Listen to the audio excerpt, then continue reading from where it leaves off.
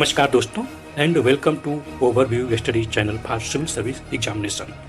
इस लेक्चर में हम लोग एशियंट एंड मेडिवल हिस्ट्री का जो तमिलनाडु बोर्ड के बुक में दी गई है उसका अध्ययन करेंगे और समझने की कोशिश करेंगे और इसको सिंप्लीफाई करने के लिए हम लोग मैप का भी यूज करते रहेंगे, जिससे हमारे आने वाले एग्जाम में मैपिंग के बेस पर भी अगर क्वेश्चन आए तो हम उसको सॉल्व कर सकें। और ये हमको सभी लोग को मालूम है कि एशियंट और मेडिवल हिस्ट्री से जब क्वेश्चन आते हैं तो हमें हल करने में बहुत सारी कठिनाइयाँ होती हैं, क्योंकि हिस्ट्री के बहुत सारे सोर्स हैं। एक सोर्स पर डिपेंड होना मतलब कि अपने पैर पर कुल्हाड़ी मारना है। तो अगर हम लोग एनसीईआरटी की तरफ जाते हैं तो एनसीईआरटी भी बेस्ट बुक है, लेकिन उसमें क्या प्रॉब्लम ये है कि उसमें क्रोनोलॉजिकल जो दिया गया है वो सही तरह से क्रोनोलॉजी नहीं है। जबकि हम तमिलनाडु बोर्ड के बुक को देखते हैं तो ये बहुत सिंपल लैंग्वेज में और एक क्रोनोलॉजिकल वे में लिखी गई है, जो कि हमें समझने में बहुत आसान और कम इफोर्ट लगाकर हम इसको समझ सकते हैं। तो चलिए हम लोग इसको पढ़ते हैं, उसको समझने की कोशिश करते हैं और अपने आने वाले एग्ज़ाम में अच्छा से अच्छा मार्क्स लाने की कोशिश करते हैं।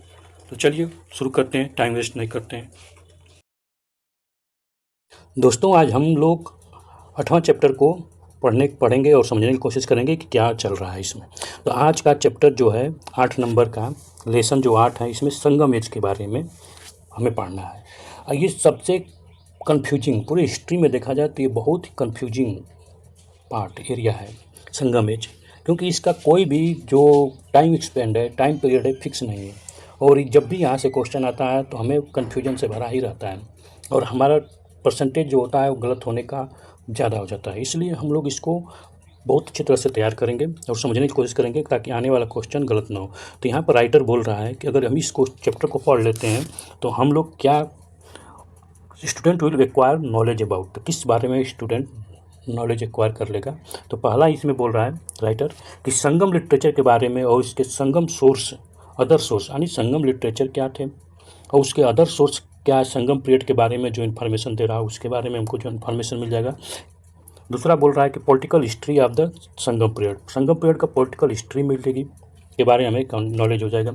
संगम polity and society, polity and society के बारे में। Religion and position of woman in Sangam period, Sangam period के टाइम कैसा रिलीजन था, वुमन का पोजीशन क्या था, उनका स्टेटस क्या था, उसके बारे में हमको इन्फॉर्मेशन मिल जाएगा। The economic condition of the Sangam age. दोस्तों एक चीज़ और मैं क्लियर कर देना चाहता हूँ कि जिन स्टूडेंट को, जिन दोस्त को पता नहीं चलता है कि हम किस तरह से इस बुक को पढ़ें और किस तरह से बुक पढ़ना चाहिए जो हमारे एग्ज़ाम के लिए उसका ज़्यादा से ज़्यादा लाभ उठा सकें, उसके लिए हम लोग को ये कुछ तकरीब करनी पड़ती है, कुछ तरीका निकालना पड़ता है, कुछ टेक्निक होती है जिससे उससे ज़्यादा बेनिफिट लिया सके। तो कोई भी अगर एज पढ़ते हैं, कोई भी पीरियड हम पढ़ेंगे हिस्ट्री में, तो सबसे पहले हम तो जानते हैं ना कि जैसे हम पॉलिटी पढ़े हैं, कॉन्स्टिट्यूशन पढ़ते हैं, तो कॉन्स्टिट्यूशन में सबसे पहले उसमें क्या है कि एक है, अगर प्रियम्बर पढ़ते हैं उसमें जस्टिस की बात की गई है, जस्टिस की बात की गई है। ठीक, इसलिए मैं बता रहा हूँ कि इससे आपको मालूम चला जस्टिस किसका, social justice, economical justice and political justice. तो यहाँ से हम लोग किसी भी सोसाइटी को पढ़ेंगे तो ये 3 एलिमेंट जो दिया गया है, इस 3 एलिमेंट पर ये की वर्ड है, समझिए तो सोशल, इकोनॉमिक एंड पॉलिटिकल। अगर ये किसी भी सोसाइटी, किसी भी एज को अगर पढ़ते हैं तो ये हम भी दिमाग में हमको बना के चलना है कि यहीं से क्वेश्चन यूपीएससी ज़्यादा पूछता है, पॉलिटिकल, सोशल, इकोनॉमिक। अब सोशल में अगर देखेंगे तो सोशल में जो सोशल है तो यहाँ से क्या क्या निकल सकता है, यहाँ से रिलीजन निकल सकता है, यहाँ से कल्चर निकल सकता है, कल्चर। अब यहीं सोशल से ही आर्ट भी निकलेगा, आर्ट कैसा था, जब कल्चर है तो कल्चर में तो आर्ट, आर्किटेक्चर, सब कुछ। तो यहाँ से आपको इन्फॉर्मेशन मिलेगा। तो आपको ये 3 जो मेन एलिमेंट है, मेन कीवर्ड हम इसको कहेंगे, तो आप प्रियम्बल के 3, क्योंकि किसी भी समाज को 3 जस्टिस ही चाहिए, सोशल जस्टिस, इकोनॉमिक जस्टिस और पॉलिटिकल जस्टिस। अब इकोनॉमिक की बात है तो उस एज में कोई पीरियड हो, कोई राजा भी हो, तो उसमें उस एज में क्या इकोनॉमिक कंडीशन था, किस इकोनॉमिक किधर टिल्ट ज़्यादा थी, जानवरों की तरफ, मानी कृषि, ट्रेड, जो भी। और पॉलिटिकल सिचुएशन उस समय पॉलिटिक कैसी थी उस समय का, यानी जनपद था, जनपद तो ट्राइबल थे, ट्राइब से जन बने, जन से क्या बने, जनपद बने, जनपद के बाद एम्पायर बनना शुरू हो गया। तो ये उस समय की पॉलिटिकल सिचुएशन क्या है, यानी सभी राजा एक दूसरे से क्या पॉलिटिकल स्टेबिलिटी है या छोटे छोटे अनस्टेबिलिटी बना रहे हैं। तो यहाँ पॉलिटिकल सिचुएशन, तो यहाँ पर देखिए इकोनॉमिक कंडीशन यहाँ पर दिया है ना, ये देखिए यहाँ से हम देख सकते हैं इकोनॉमिक कंडीशन। संगम पॉलिटिकल, देखिए पॉलिटिकल उसमें कैसी थी, सोसाइटी के अंदर सब आ जाता था। जब भी हम पढ़ेंगे तो हमारे दिमाग में ये 3 कीवर्ड हमेशा रखिए चैप्टर को पढ़ने समय, पढ़ने के स्टार्ट से, ठीक ना। लेकिन इसमें तो बहुत अच्छी तरह से पहले बता दिया कि हमें ये, और कोई भी संगम का सबसे पॉइंट क्या होता है, सोर्स, उसका इन्फॉर्मेशन कहाँ से मिलता है। तो ये सोर्स हम पढ़ते आए हैं, तो सोर्स हमें 2 तरह से मिलेगा, या तो वो लिटरेरी होगा तो लिटरेचर में मिलेगा, ठीक, लिटरेचर। दूसरा, या तो वो आर्कोलॉजी बनेगा, ठीक, आर्ट एंड कल्चर के हिसाब से मिलेगा। आर्ट कल्चर अगर हम देखते हैं, सीधे इसको आर्ट कल्चर रखिए, आर्कोलॉजी करेंगे तो आर्कोलॉजी कुछ से टाइम तक है, लेकिन आर्ट और कल्चर बोलेंगे तो आज तक भी ये चल रहा है, आर्ट एंड कल्चर। तो आर्ट और कल्चर के अंदर ही हमको सब मिलेगा, ठीक है। तो ये हमको 2 चीज़ों पर ध्यान देना है। और इस टॉपिक का, इस चैप्टर को बढ़िया से समझने के लिए कुछ और भी ट्रेंड है, कुछ और भी लोग बताते हैं कि इस तरह से पढ़ेंगे तो ज़्यादातर बेनिफिट मिलेगा। तो इसको ज़्यादातर बेनिफिट लेने के लिए इस चैप्टर का एक और तरीका है, वो तरीका है कि हम सबसे पहले लास्ट में इसका जो एक्सरसाइज दिया गया है उसको देख लेते हैं कि किस टाइप का एक्सरसाइज प्रोवाइड किया गया है, क्या हुआ हमारे एक्सरसाइज। तो आप एक बार एक्सरसाइज को देख लीजिए, यहाँ पर मॉडल क्वेश्चन दिया है, तो मॉडल क्वेश्चन जो दिया है इसको एक बार अगर हम पढ़ लेते हैं तो हमें मालूम चलता है कि इस तरह का क्वेश्चन हमें, जब हम पढ़ेंगे चैप्टर को, तो वो हमारे दिमाग में ऑटोमेटिक क्लिक करेगा कि हाँ ये वाला टॉप पॉइंट हमको जानना चाहिए। जैसे पत्नी कल्चर तमिलनाडु में introduce by Pandya rule Sangam decline due to किसके इन्वेशन के कारण। यहाँ फिल एंड ब्लैक बोला है, बैटल ऑफ बेन्नी के बारे में पूछा है, बैटल ऑफ बेन्नी। तो जब हम पढ़ेंगे तो उसमें खोदेंगे बैटल ऑफ बेन्नी कौन जीता था। अर्लियर तमिल ग्रामर वर्क संगम पीरियड के बारे में, 2 तमिल इपिक। फिर यहाँ पर आपका मैचिंग करने का दिया है, डायनेस्टी थानेसर राजधानी है, बनवार है, सेनी है, यईनार है, ठीक। तो ये किससे जुड़े हैं इससे बताना है। फिर यहाँ पर देखिए वन स्टार्टमेंट क्वेश्चन है, तो इसको देखने के बाद हमको मालूम चलेगा, इसको आप एक बार पढ़ लेंगे तो आपको बहुत, ये चैप्टर पढ़ते समय आपका ऑटोमेटिक क्लिक करेगा। तो मैं उनके लिए बता रहा हूँ जो नहीं समझ पाते हैं, जो हमारे दोस्त नहीं समझ पाते हैं कि हमें किसी चैप्टर को ज़्यादा से ज़्यादा लाभ उठाने के लिए कैसे पढ़ा जाए जिससे हम एग्जाम ओरिएंटेड उस चैप्टर को पूरा बढ़िया से समझा जा सके, ठीक है। तो ये बहुत लाभ मिलता है अगर हम एक बार पीछे का क्वेश्चन देख लेते हैं। जैसे रायका मेदू जो सी पोर्ट है ड्यूरिंग संगम पीरियड। अब यहाँ पर जो 200 वर्ड का क्वेश्चन है, तो देखिए ये क्वेश्चन हमारे पीसीएस में चाहे आईएएस में इसी टाइप के क्वेश्चन पूछेंगे, थोड़ा सा टिल्ट घुमा के, कम्प्लेक्स करके। Give the account of the political administration of the Sangam age. तो पॉलिटिकल एडमिनिस्ट्रेशन पीरियड का जो संगम एज का है उसको हम पॉलिटिकल एडमिनिस्ट्रेशन के बारे में थोड़ा सा जानने की कोशिश किया जाएगा। इकोनॉमिक डिस्कस द सोशल और economic condition of Asian Tamil Nadu. तो एशियन तमिलनाडु का जो सोशल इकोनॉमिक कंडीशन है उस क्या था। फिर उसके बाद यहाँ पर तीसरा क्वेश्चन है significant of the overseas commerce. अब यहाँ पर देखिए ओवर सी कॉमर्स मतलब यहाँ पर ट्रेडिंग हो रही है सी पोर्ट से ड्यूरिंग द संगम एज।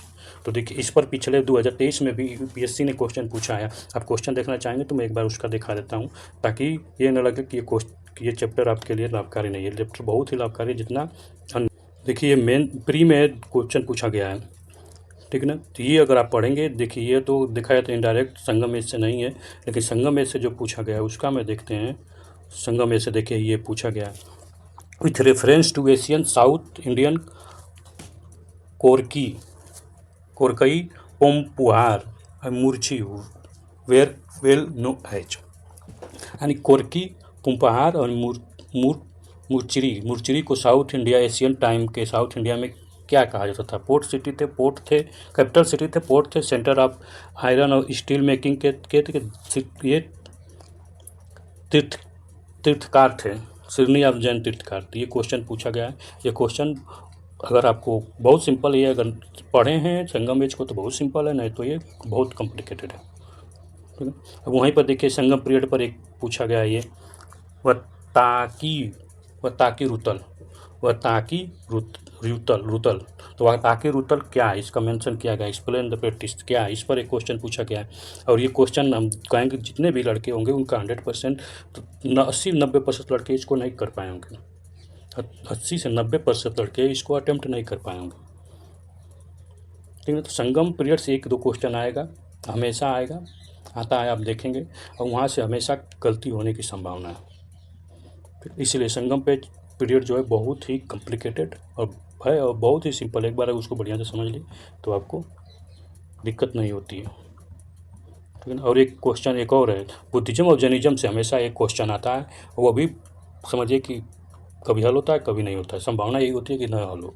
तो ये कुछ टॉपिक ऐसे ऐसे हैं जहाँ से क्वेश्चन तो आते हैं, सबको मालूम है, लेकिन वो हल करने में दिमाग खराब हो जाता है। अब यहाँ पर देखिए एक क्वेश्चन फिर पूछा है आपका, who among the following ruler of the Vijayanagara empire construction the large dam across the Tungabhadra river and canal cum educated several kilometre long from the river of the capital city. ठीक, तो अगर ये तो विजयनगर एम्पायर के टाइम का है, middle India में है, ठीक ना, तो हमको पहले से ही मालूम रहेगा, बेस नहीं मालूम रहेगा तो फिर हमको बहुत दिक्कत हो। तो ठीक, तो ये क्वेश्चन आप देख लिए तो आपको मालूम चल गया होगा कितना इम्पोर्टेंट है। तो संगम पीरियड, इस चैप्टर को शुरू करने से पहले कुछ हम इन्फॉर्मेशन जो हम अब तक पढ़े हैं उसके बारे में थोड़ा सा जाने तो अच्छा है। तो देखिए, हमको जब पहला चैप्टर इसका पढ़ते हैं तो उसमें हमको बोला जाता है कि हिस्ट्री हैव द 2 आई। क्या बोला गया है? हिस्ट्री हैव द 2 आई। ठीक, जो हिस्ट्री है उसके 2 आँख हैं, हिस्ट्री हैव 2 आई। तो ये 2 आई कौन कौन सी है? तो पहला बोला गया है कि प्लेस है, जोग्राफिकल लोकेशन है। क्या है? कहा है तो लोकेशन है, लोकेशन है। दूसरा बोला क्या? Time period. ठीक, तो टाइम पीरियड और ये लोकेशन। तो लोकेशन से हमें क्या कि हमें इसका मैप देखना पड़ेगा, हमेशा मैपिंग। अगर मैपिंग नहीं देख रहे हैं तो हमको लोकेशन नहीं मालूम चलेगा। तो ये पहले ही चैप्टर में हम पढ़े हैं कि हिस्ट्री हैव द 2 आई। ये किताब में ही लिखा है कि बोल रहा है कि हिस्ट्री हैव द 2 आई। पहला क्या? लोकेशन और टाइम पीरियड। तो टाइम और लोकेशन दोनों को अगर एक साथ लेके चलेंगे तभी हिस्ट्री हम समझ पाएंगे, नहीं तो हमको समझने में प्रॉब्लम होगा। तो मैपिंग और टाइम, यानी किस टाइम की बात हो रही है, दोनों, यानी वो जिस टॉपिक की हम बात करेंगे वो कहाँ पर सिचुएशन है और किस टाइम पर है। तो थोड़ा सा हम इसका मैप देख लेते हैं, टाइम पीरियड देख लेते हैं, उसके बाद इसको एक्सप्लेन शुरू करते हैं। तो आप इसमें ध्यान से देख सकते हैं, ये टाइम पीरियड है जो कि यहाँ पर देखिए, जब नियोलिथिक चल रहा था, साउथ इंडिया हिस्ट्री का ये अर्लियर टाइम पीरियड है। तो साउथ इंडिया में नियोलिथिक एज चल रहा था 2500 BC से लेके लगभग 1000 BC तक, अप्रॉक्सी 1000 BC तक नियोलिथिक चल रहा था। अब खुद सोचिए कि जब यहाँ पर ये नियोलिथिक चल रहा है साउथ इंडिया में, तो नॉर्थ इंडिया में आपका इस टाइम पीरियड में हम देखेंगे तो आप खुद सोचिए कि 2500 से 1700, 2500 BC से 1700 BC तक इंडस वैली सिविलाइजेशन चल रहा था। इंडस वैली सिविलाइजेशन के बाद क्या आता है? तो हमारा आता है वैदिक पीरियड। जब वैदिक पीरियड चला था नॉर्थ ईस्ट में, तो साउथ में चल रहा था मेगालिथिक बरियर। देखिए 1200 से 200 BC तक चला। और इसी टाइम अगर हम देखते हैं तो संगम एज जो है 3rd सेंचुरी BC से 3rd सेंचुरी AD तक चला, कॉमन एरा तक। यह 300 BC से लेके संगम पीरियड 300 AD तक अप्रॉक्सी चलता है, कोई फिक्स नहीं मिल पाता है इन्फॉर्मेशन। ये संगम पीरियड 300 AD, अब सोचिए 300 AD तक चलता है। 319 में क्या होता है? मौर्यन एम्पायर, अरे गुप्ता एम्पायर। अगर यहाँ से नहीं समझ में आ रहा है, थोड़ा सा हम दोनों को लेकर चलते हैं, साउथ इंडिया और नॉर्थ इंडिया। देखिए ये रहा, यहाँ पर अर्ली वैदिक पीरियड है। तो अर्ली वैदिक पीरियड जब चला था 1500 से 1000 BC के बीच में, तो यहाँ पर साउथ इंडिया में देखा अर्ली वैदिक और लेटर वैदिक दोनों को देखा, तो दोनों को मिला के चल रहा था का मेगालिथिक एज, मेगालिथिक चल रहा था। ठीक, मेगालिथिक एज चल रहा था, टाइम पीरियड मेगालिथिक का टाइम पीरियड। उसके बाद यहाँ पर महाजनपदा शुरू होता है। तो साउथ इंडिया में मेगालिथिक तो एज चलता है, लेकिन वहाँ पर महाजनपद के टाइम भी है, अस्मक करके है, अगर डेक्कन वाले एरिया में देखते हैं तो वहाँ पर है, अभी मैप देखा जाएगा तो क्लियरिटी मिलेगी। अब यहाँ पर हरने का डायनेस्टी है, तो इस टाइम भी आपका चल रहा है 200 BC तक चलता है। सोचिए 200 BC तक मेगालिथिक चलता है। अब इसका मतलब नहीं कि जो टाइम पीरियड कदम ख़त्म हो जाए तभी शुरुआत दूसरा होगा, नहीं। यहाँ पर ख़त्म होता है तो दूसरा जो है नहीं कि यहाँ पर 200 BC पर ख़त्म हो रहा है तो यहीं से फिर दूसरा शुरू नहीं, उसके पहले ही शुरू हो जाता है कोई भी पीरियड हो। लेकिन हमें दिखाई कब देता है, जब पूरा सामने आता है, स्टार्टिंग से नहीं दिखाई देता है। उसी तरह से यहाँ पर नंदा डायनेस्टी है, तो नंदा डायनेस्टी जब यहाँ पर है तो इसी टाइम पीरियड पर हम लोग को संगम एज शुरुआत हो जाती है, संगम एज का साउथ में। और ये चलता है कब, लगभग तो प्री गुप्ता तक, प्री मौर्यन से शुरू होता है, प्री गुप्ता तक चलता है, सोचिए।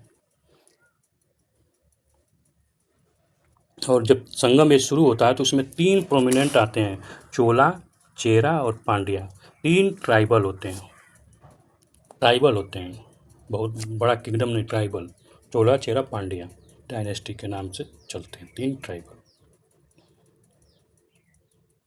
ठीक, तो आपको ये कब तक चलते हैं, ये आप समझिए लगभग आपका जब तक कि इनको रिप्लेस नहीं कर देता है कौन, तो इनको रिप्लेस करता है कालाभारा इनको रिप्लेस कर देता है। कालाभारा को रिप्लेस कौन करता है,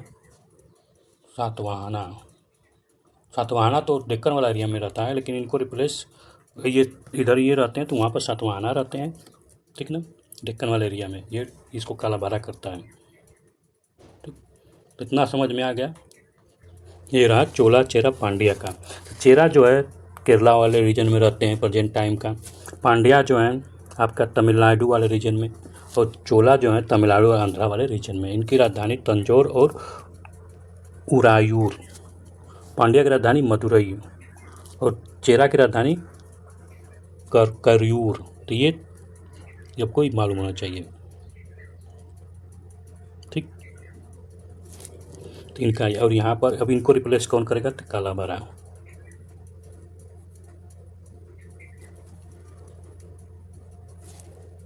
थोड़ा देखिए, आप इसको समझ लेंगे तो आपको चैप्टर को समझने में आसानी होगी। थोड़ा सा टाइम लगेगा लेकिन आपको क्लियरिटी होनी चाहिए। कालाभारा को देखिए, कालाभारा जब आते हैं तो देखिए ये चेरा यहाँ पर आते हैं, कालाभारा पूरा यहाँ पर आपका पांड्या को रिप्लेस, और यहाँ पर चोला भी डिक्लाइन हो जाते हैं, ठीक है ना, लेकिन फिर वो आते हैं। अगर हम चोला की बात करें तो चोला तेवन कुछ 3 फेस में आते हैं, चोला 3 फेस में आते हैं, ठीक है ना। देख, चोला 3 फेस में आते हैं, इसको ध्यान में रख लीजिए। चोला डायनेस्टी की जब हम बात करेंगे तो चोला 3 फेस में आते हैं, ये हमेशा आपको, तो पहले उनको बताता है संगम चोला, जो कि 200 BC से लेकर 200 AD तक चलते हैं, और इनको कालाभारा के द्वारा कैप्चर कर लिया जाता है। कैप्चर करने मतलब ये ख़त्म हो गए, उनके अंदर काम करने लगते हैं, उनके सबऑर्डिनेट हो जाते हैं सब, ठीक। अब उसके बाद फिर कालाभारा का जब डिक्लाइन होता है तो 8वीं और 10वीं सेंचुरी तक इंपीरियल चोला आते हैं, और इसी समय राजा राजेंद्र चोला और बहुत सारे आते हैं, और ये बे बंगाल को लेक की तरह यूज करते हैं और बहुत आगे तक निकल जाते हैं, बहुत, और पूरा ये इंडोनेशिया तक ये अपना एरिया और श्रीलंका तक अपना कैप्चर कर लेते हैं, ठीक है ना। उसका हम पढ़ेंगे, लेकिन ये क्लियरिटी बता रहे हैं, बेस ये समझना। और लेटर चोला जो है ये उसके बाद में आते हैं, 10वीं सेंचुरी से लेकर 13वीं सेंचुरी तक लेटर चोला। तो ये चोल, इस पर एक मूवी बनी है पोनी सेल्वन, आप देखेंगे तो इन्हीं का टाइम यही है, इन्हीं के बारे में मिलेगा।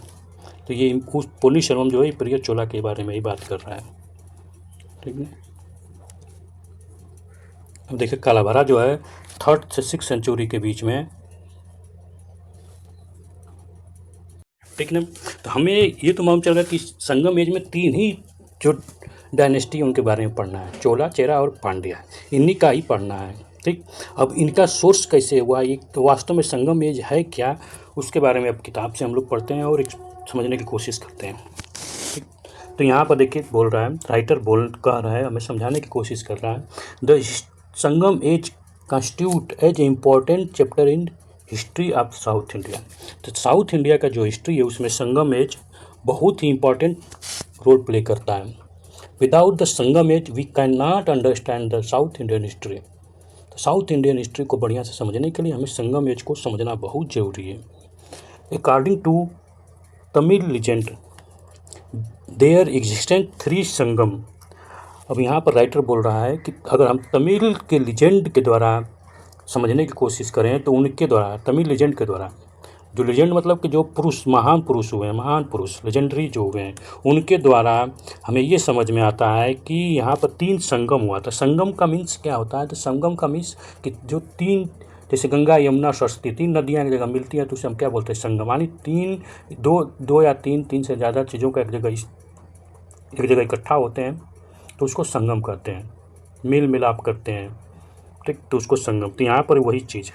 तो यहाँ पर लेजेंडरी बता रहे हैं कि यहाँ पर राइटर बोल रहा है कि तमिल लेजेंडरी से हमें ये समझ में आता है कि यहाँ पर 3 Sangam in ancient Tamil Nadu popularly 3 Sangam in ancient Tamil Nadu popularly called Muchchangam. तो 3 संगम को क्या बोलते हैं? तो मुचिगन बोलते हैं। आपको ये मालूम होना चाहिए। और ये क्या है? Academy Tamil poet. संगम का मतलब, यहाँ पर राइटर बोल रहा है कि संगम का मतलब है कि एकेडमी तो आप तमिल पोएट, यानी तमिल पोएट जो थे, तमिल के जो पोएट थे, कवि थे, रचनाकार थे, विद्वान थे, उनका जो एकेडमी था, जहाँ पर वो एकेडमी किसको बोलते हैं? जहाँ पर हम कुछ सीखते हैं, कुछ बनाते हैं। जैसे इस समय स्कूल है, वो भी एक तरह से एकेडमी है। एक ट्रेनिंग सेंटर, वो भी एक एकेडमी है, ठीक। तो उसी तरह से एकेडमी, तो उसी एकेडमी को ही संगम बोला गया। और इस एकेडमी को तमिलनाडु में एशियन टाइम में मुचिगम बोलते हैं। तब आप परीक्षा में अगर पूछ दिया व्हाट इज ए मुचिगन, तो आपको ये मालूम होना चाहिए कि 3 संगम एग्जिस्टिंग ऑफ द 3 संगम, संगम को ही एशियन तमिलनाडु में हम लोग मुचिगन बोलते, मुचिगम, ठीक। समझ में आ रहा है ना? ठीक। अब आगे राइटर ये कहने की कोशिश कर रहा है कि this Sangam flourish under the royal patronise the Pandya. और जो ये संगम थे, ये पांड्यन के द्वारा बहुत ज़्यादा आगे बढ़ाया गया। और पांड्या की राजधानी कहाँ थी? मदुरई। कहाँ थी? मदुरई। तो फर्स्ट संगम हेल्ड देन मदुरई। और ये जब पांड्या के द्वारा इनको बढ़ावा मिल रहा है, इनको आगे बढ़ाया जा रहा है कि भैया आओ सभी पोएट मिलो और अपनी रचनाओं को, अपनी जो सोच है, अपनी थॉट है, वो उसको रूपरेखा दो। तो जाहिर सी बात है अपने ही एरिया में कराएगा तो अपने कैपिटल में ही कराता है फर्स्ट संगम। तो फर्स्ट संगम कहाँ कराता है? तो अपने कैपिटल में। पांड्या का कैपिटल कहाँ है? मदुरई। अभी हम लोग मैप में देखें, ठीक। और कहाँ जाता है? was attended by the god and legendary age Sag, but no literary work this Sangam was available। कहा जाता है, राइटर बोल रहा है कि जो पहला संगम हुआ था मदुरई में, तो उस समय भगवान, गॉड और बड़े बड़े जो लेजेंडरी संत साधु थे वो लोग आए थे अटेंड करने, लेकिन उस समय का जितने भी लिटरेचर हैं कोई अवेलेबल नहीं है। तो इसका मतलब कि संगम पीरियड का पहला जो संगम होता है, संगम एज का पहला संगम का कोई सोर्स नहीं है, विदाउट द सोर्स। अब second Sangam was held at Kapatapuram. अब कपड़ापुरम कहाँ पर है? ये भी पंडयान में, ठीक। But they all the literature work had perish except Tolkappiyam. तो यहाँ पर जितने भी लिटरेचर वर्क थे सभी लगभग पेरिसिड हो गए। पेरिसिड मतलब कि डिस्ट्रॉय हो गए हैं, नष्ट हो गए हैं, नहीं बचे हुए हैं। किसको छोड़कर? टोल्कियन को छोड़कर कोई भी लिटरेचरी वर्क सेकेंड जो संगम एज होता है उसमें केवल टोल्कियन ही बचा है। मतलब कि अब इसका राइटर यहाँ पर ये समझाने की कोशिश कर रहा है कि संगम, सेकेंड संगम एज तो होता है कपड़ापुरम में, और इस संगम एज में कि सभी लिटरेरी वर्क तो होते हैं, लेकिन इसमें प्रॉब्लम ये हो जाती है कि केवल टोल्कियन ही एक ऐसा बुक है जो कि बची हुई है, बाकी सब डिस्ट्रॉय हो गए। अब third Sangam, the third Sangam held at Madurai was founded by Mudathirumaran. तो मुद्दाथिरुमरन के द्वारा जो है थर्ड संगम होता है, मदुरई में होता है। तो आपको ये मालूम होना चाहिए कि अब यहाँ पर आपको मेन पॉइंट मिल गया। फर्स्ट संगम आपका मदुरई में, सेकेंड संगम कपड़ापुरम में, और थर्ड संगम आपका फिर मदुरई में। अब यहाँ पर क्या होता है कि बहुत सारे literary work, it was attend by the large number of poet who produce the voluminous literature, यानी बहुत सारे literature produce, but only few had the survive. सोचिए कि उस समय जब होता है थर्ड में तो बहुत सारे लिखे जाते हैं। अब जब बहुत सारे लिखे जाते हैं तो उसमें से कुछ ही सर्वाइव है, बाकी सब नष्ट हो गए। These Tamil literary work remains useful source of the construction of history of Sangam age. अब इन्हीं जो तमिल लिटरेचर जो हुए हैं, जो यही संगम एज के टाइम जो लिखे गए, फर्स्ट संगम में, सेकेंड संगम में और थर्ड संगम में। तो फर्स्ट संगम में तो कुछ नहीं लिखा गया, सेकेंड संगम में लिखा गया, लेकिन उसमें से केवल तोल्कापियाम ही बाकी है, बाकी सब खत्म नष्ट हो गए। अब मुद्दा थिरुमरन के द्वारा मदुरई में थर्ड संगम होता है। देखिए इसको याद करने का तरीका आप ध्यान देंगे तो यहाँ पर म से शुरू हो रहा है मदुरई, यहाँ पर हो रहा है, यहाँ पर भी मुद्दा थिरुमरन। तो अब खाली मुद्दा ऑप्शन में देखिए टिक मारिए, ठीक। तो इस बात समझ रहे हैं। तो वहाँ पर केवल, और यही जब ये लिखे जा रहे हैं लिटरेचरी वर्क, तो यही तो सोर्स भी हो गए उसमें जो लिखा जाएगा, तो सोर्स हो गया संगम हिस्ट्री का, साउथ इंडियन हिस्ट्री का, जो संगम एज का चाहे साउथ इंडियन हिस्ट्री का, यहीं से हिस्ट्री शुरुआत होती है। और उसका सोर्स जो होते हैं यही सेकेंड और थर्ड संगम एज, संगम में जो बुकें लिखी गई हैं उसके द्वारा। राइटर यही समझाने की कोशिश कर रहा है, ठीक। तो आपको अगर परीक्षाएं पूछ दे कि फर्स्ट संगम में कौन सी किताब लिखी गई, तो कोई किताब नहीं लिखी गई। सेकेंड संगम के टाइम तो केवल तोल्कापियाम है, याद रहे कौन सा, तोल्कापियाम। अगर तोल्कापियाम कपड़ापुरम में हुआ था, तो ये आपको याद होना चाहिए, कुछ पॉइंट है, ठीक ना। अब हम संगम लिटरेचर की बात करेंगे, एंड कौन कौन से संगम लिटरेचर हैं। तो अब यहाँ पर ये आपको दिमाग में बैठाना है कि फर्स्ट संगम जब होता है तो लिटरेचर क्या है, लिटरेचर को हम यल से दिखाते हैं, यल नहीं, कोई लिटरेचर लिखा नहीं जाता है। सेकेंड संगम में क्या होता है, लिखा जाता है, लेकिन एक ही बात बस होता है,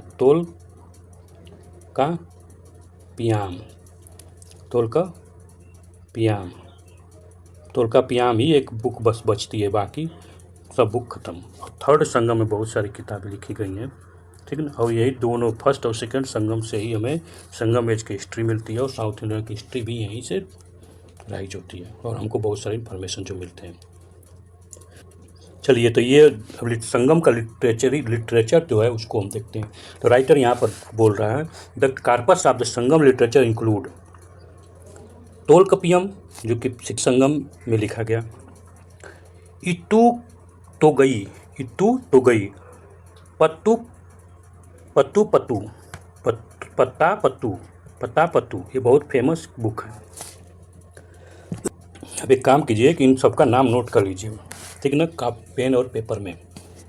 फिर पत्ती ने न कीला कन्नाकू, पत्ती नेन किला कन्नाकू, बहुत टफ प्रोनाउंसिएशन है, ठीक।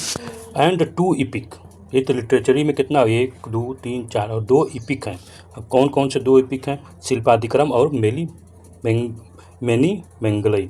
अब शिल्पादिक्रम और मैनी मेंगलई का कहानी है, आगे मिलेगा।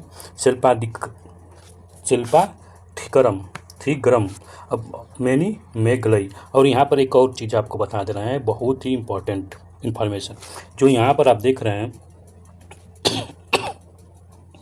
यहाँ पर जो थिकरम लिखा गया थी, ये बहुत सारे, जब यूपीएससी या पीसीएस का पेपर देखेंगे तो वहाँ पर DH भी लिखा गया है, ठीक। तो थिकरम भी बोला गया है। जब साउथ में लिखते हैं तो यहाँ पर थी लिख देते हैं, ठीक ना। अगर कभी कभी DH तो धिकरम, शिल्पाधिक्रम भी कहा जाता है और शिल्पाधिक्रम। तो अगर यहाँ पर अगर ऐसा रहे तो आपको ध्यान देना है, ठीक ना। और मैनी मेंगलई, ठीक, शिल्पाधिक्रम और मैनी मेंगलई, 2 जो हैं इपिक, जिस तरह रामायण और महाभारत हिंदुओं का, उसी तरह से ये है, ठीक। अब देखिए नेक्स्ट, तोल्कापियाम अथर बाय द तोल्कापियार। अब सोचिए इसी में ही है, ये जो नाम है इसी में ही, तोल्कापियम अथर बाई तोल्कापियार, ठीक। तो ये बुक के नाम में ही अथर का नाम है, ये तोल्कापियम है, यम की म की जगह प्यार हो गया, बस तोल्कापियार। इज अर्लीस्ट तमिल लिटरेचर, सबसे अर्लीस्ट तमिल लिटरेचर आपको हम पढ़े ही हैं कि क्या हुआ था सेकेंड संगम में। कब सेकेंड संगम जब हुआ तो तब यही बचा, सबसे पुराना ये।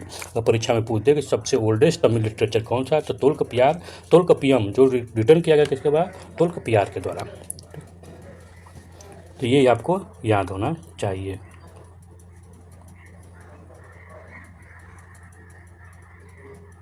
तोल्कपियम तोल्कपियार। इट वर्क, अब इसमें it is work on the Tamil grammar but is provide the information about the political social and economic condition of Sangam period.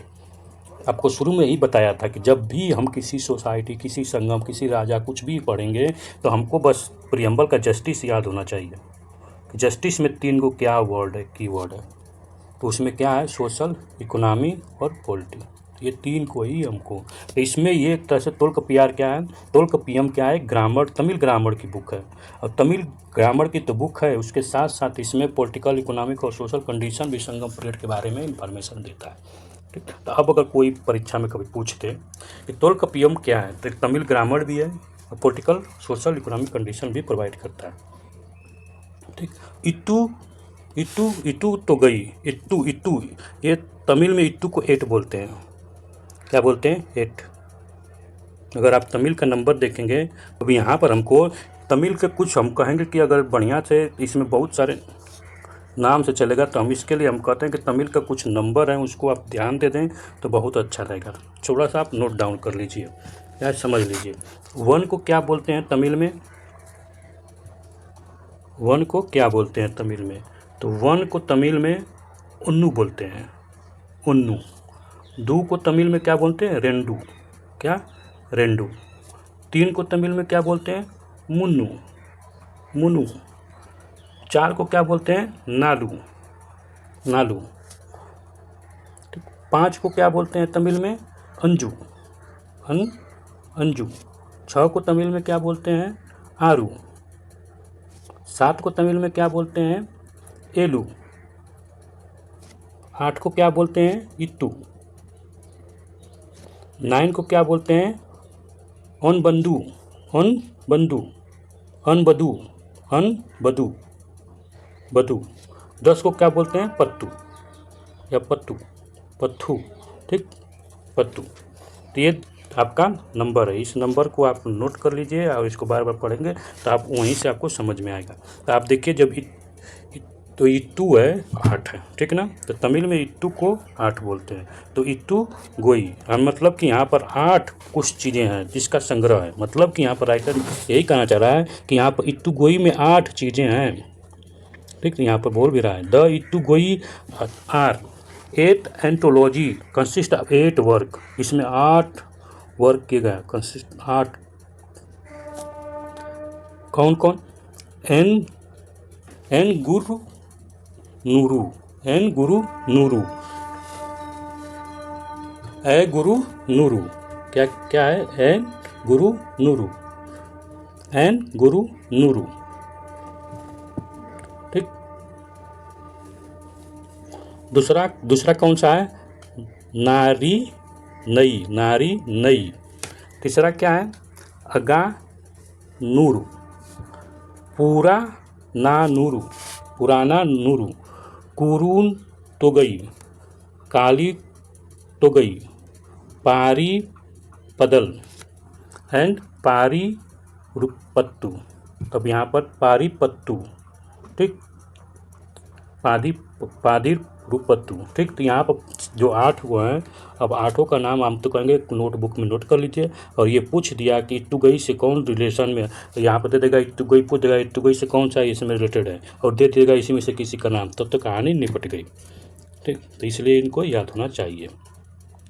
Next writer ये बोलने की कोशिश कर रहा है, द पत्तू पत्तू पतई, पत्तू पत्तू, क्या, पत्तू पत्तू मतलब हम बोले अभी नंबर में क्या, 10, क्या इसको 10 बोलते हैं पत्तू को, तो 10 क्या, 10 2 बार 10 है, ठीक ना,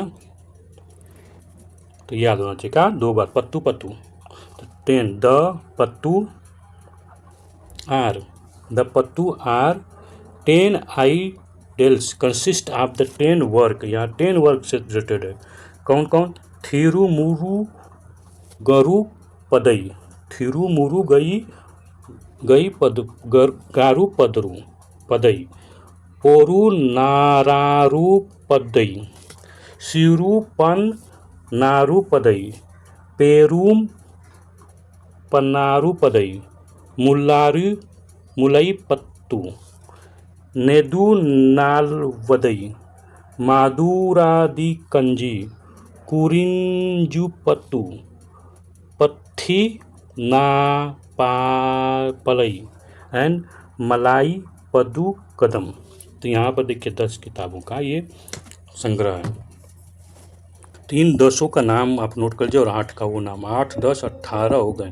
तो 18 का नाम आपको याद करना पड़ेगा। बार बार पढ़ेंगे आप, एक बार दो बार पढ़ेंगे आपका हो जाएगा, क्योंकि जब पूछ देगा परीक्षा में तो फिर आप यहाँ से गलत होने की संभावना 100% ही है, ठीक ना। अब यहाँ पर आप कुछ चीज़ें हैं जिसे आप थोड़ा सा ट्रिक बना के कर सकते हैं कि जब पत्तू इसमें आया है तो पत्तू किससे है, इसी से, लेकिन 8 वर्क में भी पत्तू आ गया है तो ये प्रॉब्लम होगा, कोई यहाँ पर ट्रिक नहीं बन रहा है। तो ये आप यहाँ पर यही परीक्षा में पूछा जा सकता है जहाँ पर ये थोड़ा सा ये कॉम्प्लिकेटेड हो रहा है। पदीर पत्तू, बस इसको याद कर लीजिए, एक थोड़ा सा अलग है। परी पद्दू 8 में 8 ये बुक का इतुगोई का है, इतुगोई का है ये। और यहाँ पर करिंजी पत्तू, ये का है पत्ती पत्तू का, पत्तू का, ठीक, 3 का। ये दोनों का नाम, पत्तू इसमें भी है, पत्तू इसमें भी है, मुल्लाई पत्तू, ठीक। आप कर सकते हैं इस तरह से थोड़ा सा ट्रिक बना के कि हाँ इन दोनों का पत्तू है तो इसमें मुल्लाई है, मुल्लाई, और यहाँ पर करिंजू, यहाँ पर पदीर, ठीक, पदीर पत्तू, ठीक। मधुर, मदुरई कंजी, मदुरई कंजी, ठीक, मदुरई कंजी इंपॉर्टेंट है ये बुक, ठीक। बहुत इसीलिए बोलते कॉम्प्लेक्स हो गया है क्या, बहुत टफ पड़ जाता है इसीलिए कोई पढ़ाता नहीं है इसको। Both Ettuthogai and Pattu Pattu Patti Pattu Pattu Pattu, both Ettuthogai and Pattu Pattu were divide into 2 main group. अब इन इतुगई को और पत्तू पत्तू को 2 ग्रुप में डिवाइड किया गया, अहम एंड पुरम, अहम एवं पुरम। अहम मतलब लब, पुरम मतलब वेल्लोर। पत्ती ने नकिल कन्नकू, पत्ती नेन किल कन्नकू कंटेंड 8 वर्क का mostly deal with the ethic and moral. अभी किसकी बुक है पत्ती, किसके अंदर आती है, ठीक। तो ये ना तो पत्तू पत्तू में है ना तो इतुगोई में है। ये जो पत्ती नेन किला कन्नाकू, ना तो ये इतुगोई का पार्ट है ना ही पत्तू का पार्ट है, ठीक। ये अलग बुक है जिसमें 18 वर्क मोस्टली डील किया गया। इसमें कंसिस्ट ऑफ 18 टाइप के इसमें मोस्ट, और ये किस पर है मोस्टली बेस आप इथिक और मोरल की बात कर रहे हैं। तो आपको याद होना चाहिए जब भी परीक्षा में पूछ जाएगा कि किस बेस पर है, क्या इसमें एक्सप्लेन किया गया है, तो मोरल और ethic. The most important among the them is Thirukkural, Thirukkural, author by Thiruvalluvar,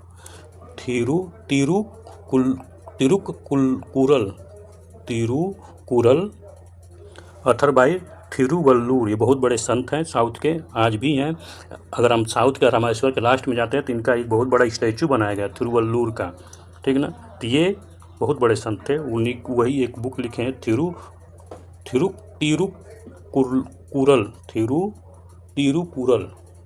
Thirukkural और थिरुवल्लूर इनके अथर है। शिल्पाधिक्रम एक लव स्टोरी बुक है, मेनली एक लव स्टोरी बुक है शिल्पाधिक्रम। और शिल्पाधिक्रम एक लव स्टोरी बुक है जो written by Ilango Adigal. Manimekalai written by Sittalai Sattanar, ठीक। मनी मेघलई कितने बार पूछा गया है, शिल्पाधिक्रम कई बार पूछा गया है, किसके राइटर कौन है, इलांगो अडिगल और Manimekalai, Sittalai Sattanar. All provide the valuable information of the Sangam period and society. और शिल्पाधिक्रम जो है, शिल्पाधिक्रम का या शिल्पाधिक्रम का ये इसमें जो है एक लव स्टोरी भी है और एक सोशल पॉलिटिकल तो बताएगा ही बताएगा, सोशल इकोनॉमिक पॉलिटिकल कंडीशन तो बताएगा ही, एक लव स्टोरी है। और इसी लव स्टोरी जो बुक है, इसी लव स्टोरी वाले शिल्पाधिक्रम की जो लव स्टोरी जिस कहानी पर बेस है, उसी के बच्चे एक बच्ची होती है, उसका मनी मेघलई उस पर बेस है, उसके बच्चे पर मनी, जिसको लिखा गया है सतलई सतनार। अब कहेंगे कि अब शिल्पाधिक्रम किसकी लव स्टोरी पर है, तो आगे हमको मिलेगा, अभी डिस्कशन करने से कोई फ़ायदा नहीं मिलने वाला है, ठीक ना। नहीं मिलेगा तो फिर बता देंगे, ठीक। तो यहाँ पर आपको याद होना चाहिए। ठीक। और ये भी एक बार परीक्षा में पूछा गया पीसीएस में, थिरुकुर्रल,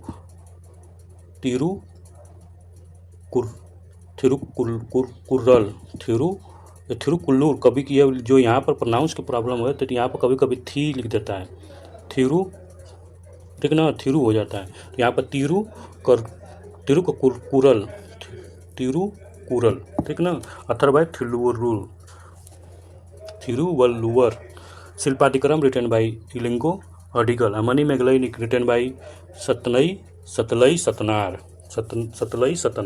तो याद होना चाहिए, ठीक ना। ये तो 3 बुक बहुत ही इम्पॉर्टेंट है, बहुत ही इम्पॉर्टेंट है संगम एज के लिए, हमारे एग्जाम पॉइंट व्यू से, ठीक। अब अदर सोर्स, तो ये तो 3 हमारे जो संगम पीरियड के जो किताबें हैं, संगम एज के जो लोकल रिटेन के द्वारा लिखी गई किताब, लोकल राइटर, इंडिनियस राइटर के द्वारा। अब फॉरेनर अदर सोर्स के बारे में बात करते हैं। अदर सोर्स में क्या होता है कि इसमें कुछ आर्कोलॉजिकल सोर्स मिलेगा, कुछ आपको फॉरेन राइटर आए होंगे वो लिखे होंगे, ठीक। तो देखते हैं कौन सा अदर सोर्स में क्या क्या राइटर बोल रहा है। In addition the Sangam literature के एडिशन और एक्स्ट्रा में द ग्रीक अथर लाइक, अब ग्रीक अथर मैगाथनीज, अब सोचिए मैगाथनीज कब आया था, चंद्रगुप्त के कोर्ट में आया था, चंद्रगुप्त मौर्य, सीजियम, ठीक, सीजियम के कोर्ट में आया था, और मैगाथनीज जब आया था सोचे संगम एज यहाँ पर था। मैगाथनीज लिखता है, स्टारबो पिनली लिखता है, टोलमी लिखता है, mention the commercial contact with between the west और साउथ इंडिया, तो वेस्ट से और साउथ इंडिया से जो कमर्शियल कॉन्टेक्ट था ये तीनों, तो परीक्षा में पूछ देगा कि कौन सा राइटर मेंशन किया गया है, तो मैगाथनीज को तो सभी जानते हैं, स्टारबो को भी जानना चाहिए, पलनी को भी जानना चाहिए, टोलमी को भी जानना चाहिए, तो पलनी, टोलमी, स्टारबो तीनों को जानना है, ठीक। अब देखिए, अब बात आती है अशोकन इंस्क्रिप्शन में भी मेंशन किया गया है चेरा का, चोला का, पांड्या का, rule on the south of the Mauryan empire, तो मौर्यन एम्पायर जब इधर अशोक रूल कर रहा था तो चोल चेर पांड्या कर रहे थे। और हाथी गुफा इंस्क्रिप्शन, देखिए यहाँ पर Hathi Gupha inscription of Kharavela also Kalinga also mention about the Tamil kingdom. अब यहाँ पर एक और प्रॉब्लम है, देखिए तमिल में और साउथ के हिस्ट्री जो रिटेन का प्रोसेस होता है और जो नॉर्थ इंडिया का रिटेन का प्रोसेस होता है उसमें बहुत सारा वर्ड का डिफरेंस होता है, ठीक है ना। जैसे यहाँ पर लिखा गया है हाथी कुंभा, ठीक, लेकिन जब इसको हम नॉर्थ इंडिया में लिखते हैं तो आप बुक खोल कर देख सकते हैं हाथी गुफा लिखा होगा, ठीक है ना, गुफा, ठीक। तो हाथी कुंभा, तो अगर हाथी कुंभा इंस्क्रिप्शन की बात करें तो आपको तुरंत जान जाना है कि हाथी कुंभा भी लिख दे अगर परीक्षा में, तुरंत जान जाना है कि खरवेला आप कलिंगा आल्सो मेंशन अबाउट, यानी एक कलिंगा के जो खरवेला थे जिनको एक हाथी गुफा के डिस्क्रिप्शन में इनका मेंशन है, किनका, संगम का, चोल चेर पांड्यों का। The excavation at the Arikamedu और Poompuhar and Kodumanal and other place reveal the overseas commercial activity and Tamil. तब अराइका मेदू पोर्ट है, पुम्पुहार और कोदुमलन ये सब और बहुत सारे प्लेस हैं जहाँ से जो कमर्शियल एक्टिविटी होती थी उस वहाँ पर ये बहुत सारे हमको एक्सकेवेशन मिले, खुदाई में बहुत सारी चीज़ें मिले हैं जिससे मालूम चलता है कि ये उस संगम एज के टाइम का है, ठीक ना। तो अब इतना तो हम लोग सोर्स के बारे में पढ़ लिए। अब हम लोग राइटर यहाँ पर अपना बताना चाह रहे period of the Sangam literature, यानी इनका संगम लिटरेचर का टाइम क्या था, संगम लिटरेचर जो हो रहा था उसका टाइम क्या था, पीरियड क्या था। चलिए, तो the chronology of the Sangam literature still as dispute topic among the scholar. तो यहाँ पर राइटर बोल रहा है कि जो हम पीरियड और टाइम लाइन की बात करते हैं तो यहाँ पर ये डिस्ट्रीब्यूटेड है, झगड़ा है भैया, डिबेटेबल है, इसमें अभी तक पता नहीं चला है किसी को कि क्या होगा टाइम पीरियड, क्या इसका क्रोनोलॉजी है वास्तव में, ठीक है ना। तो इसमें इसीलिए क्या होता है कि ये थोड़ा सा कहीं से सही तरीके से नहीं मिलता है, लेकिन हम अगर इस बुक को पढ़ के जाते हैं, इसको समझ के जाते हैं तो हमारा एक्यूरेसी बहुत अच्छा रहता है। The seat and the Sangam chronology line in the fact of Gajabahu second. तो अगर हम यहाँ से chronology of Gajabahu second of Sri Lanka है, ठीक, Gajabahu second of Sri Lanka, Gajabahu second of Sri Lanka, Cheran Senguttuvan of Chera dynasty, दोनों एक दूसरे के कंटेम्पोररी थे। तो Senguttuvan of the Chera dynasty contemporary. Chera कहाँ पर थे? तो ये केरला वाले रीजन में। इनको केरला वाले रीजन में थे तो इनको केरला पुत्र भी कहा गया है, केरला पुत्रा। ठीक, ये आपको मालूम होना चाहिए। अब खुद सोचिए कि जब टाइम पीरियड की बात हो तो डिबेटेबल हो जाता है।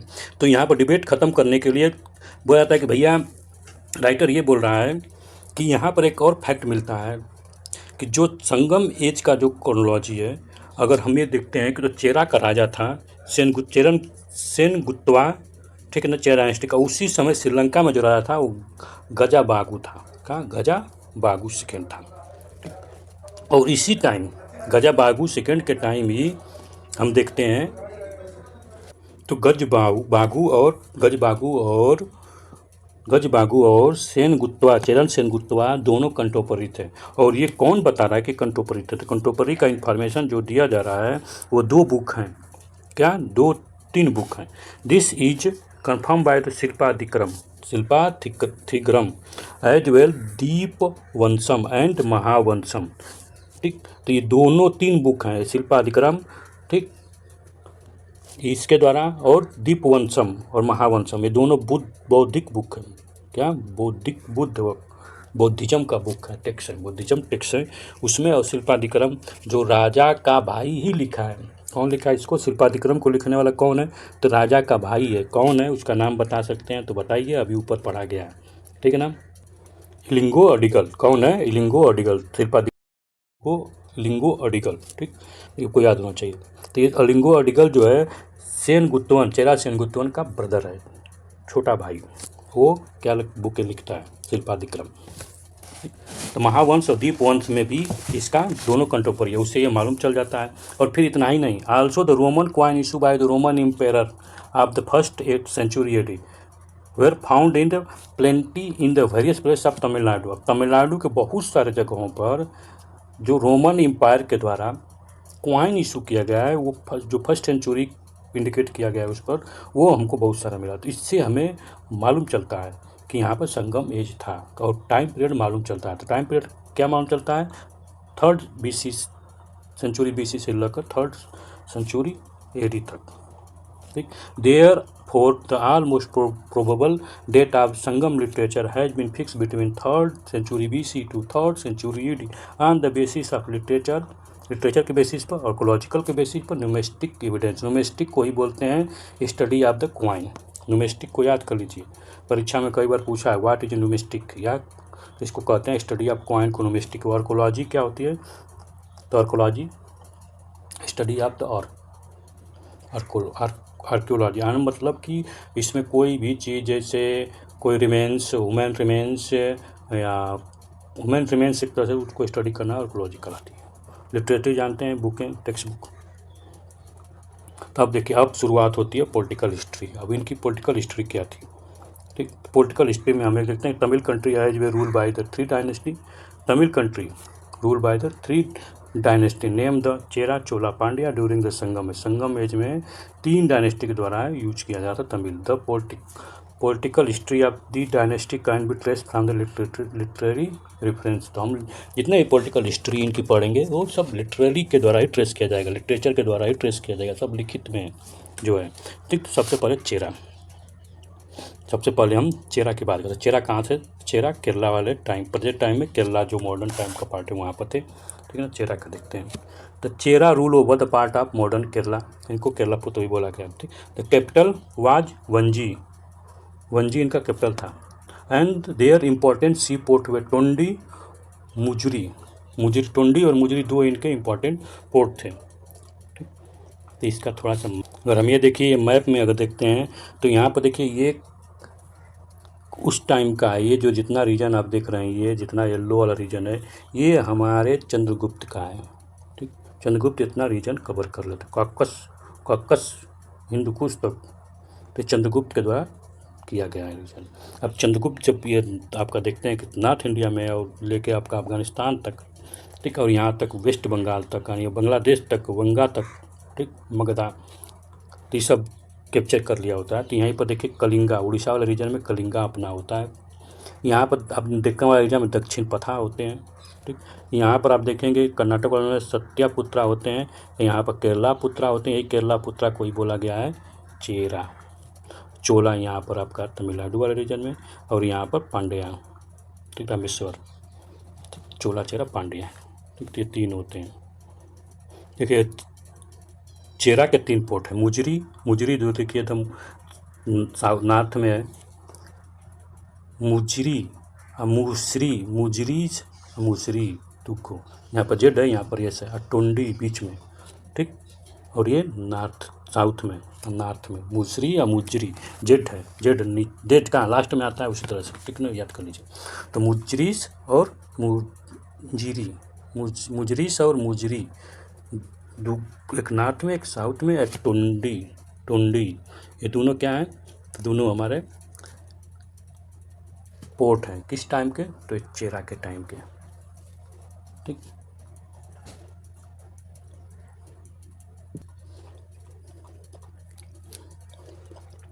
They had the पालमेयर flower eight there garland, ये अपने गार्लैंड में पालमेयर फ्लावर होता था, रखते थे। The Pugalur inscription of the first century AD refer to 3 generation of the Chera ruler. तो चेरा रूलर का जो इन्फॉर्मेशन, एक रिसोर्स जो मिल रहा है वो पागूर इंस्क्रिप्शन से भी मिल रहा है, जिसमें 3 चेरा के राजाओं का इन्फॉर्मेशन है।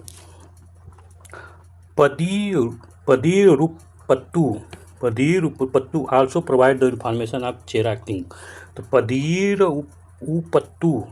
पत्तू है ना, पदीरुपत्तु, ये कौन सा है, इथोलॉजी की बुक है ये, ठीक है ना। ये किसका बारे में इन्फॉर्मेशन दे रही है, इथोलॉजी, 8 बुकों का संग्रह था ना, उसी में से है, ठीक ना, इसीलिए बोल रहा हूँ उसका नाम।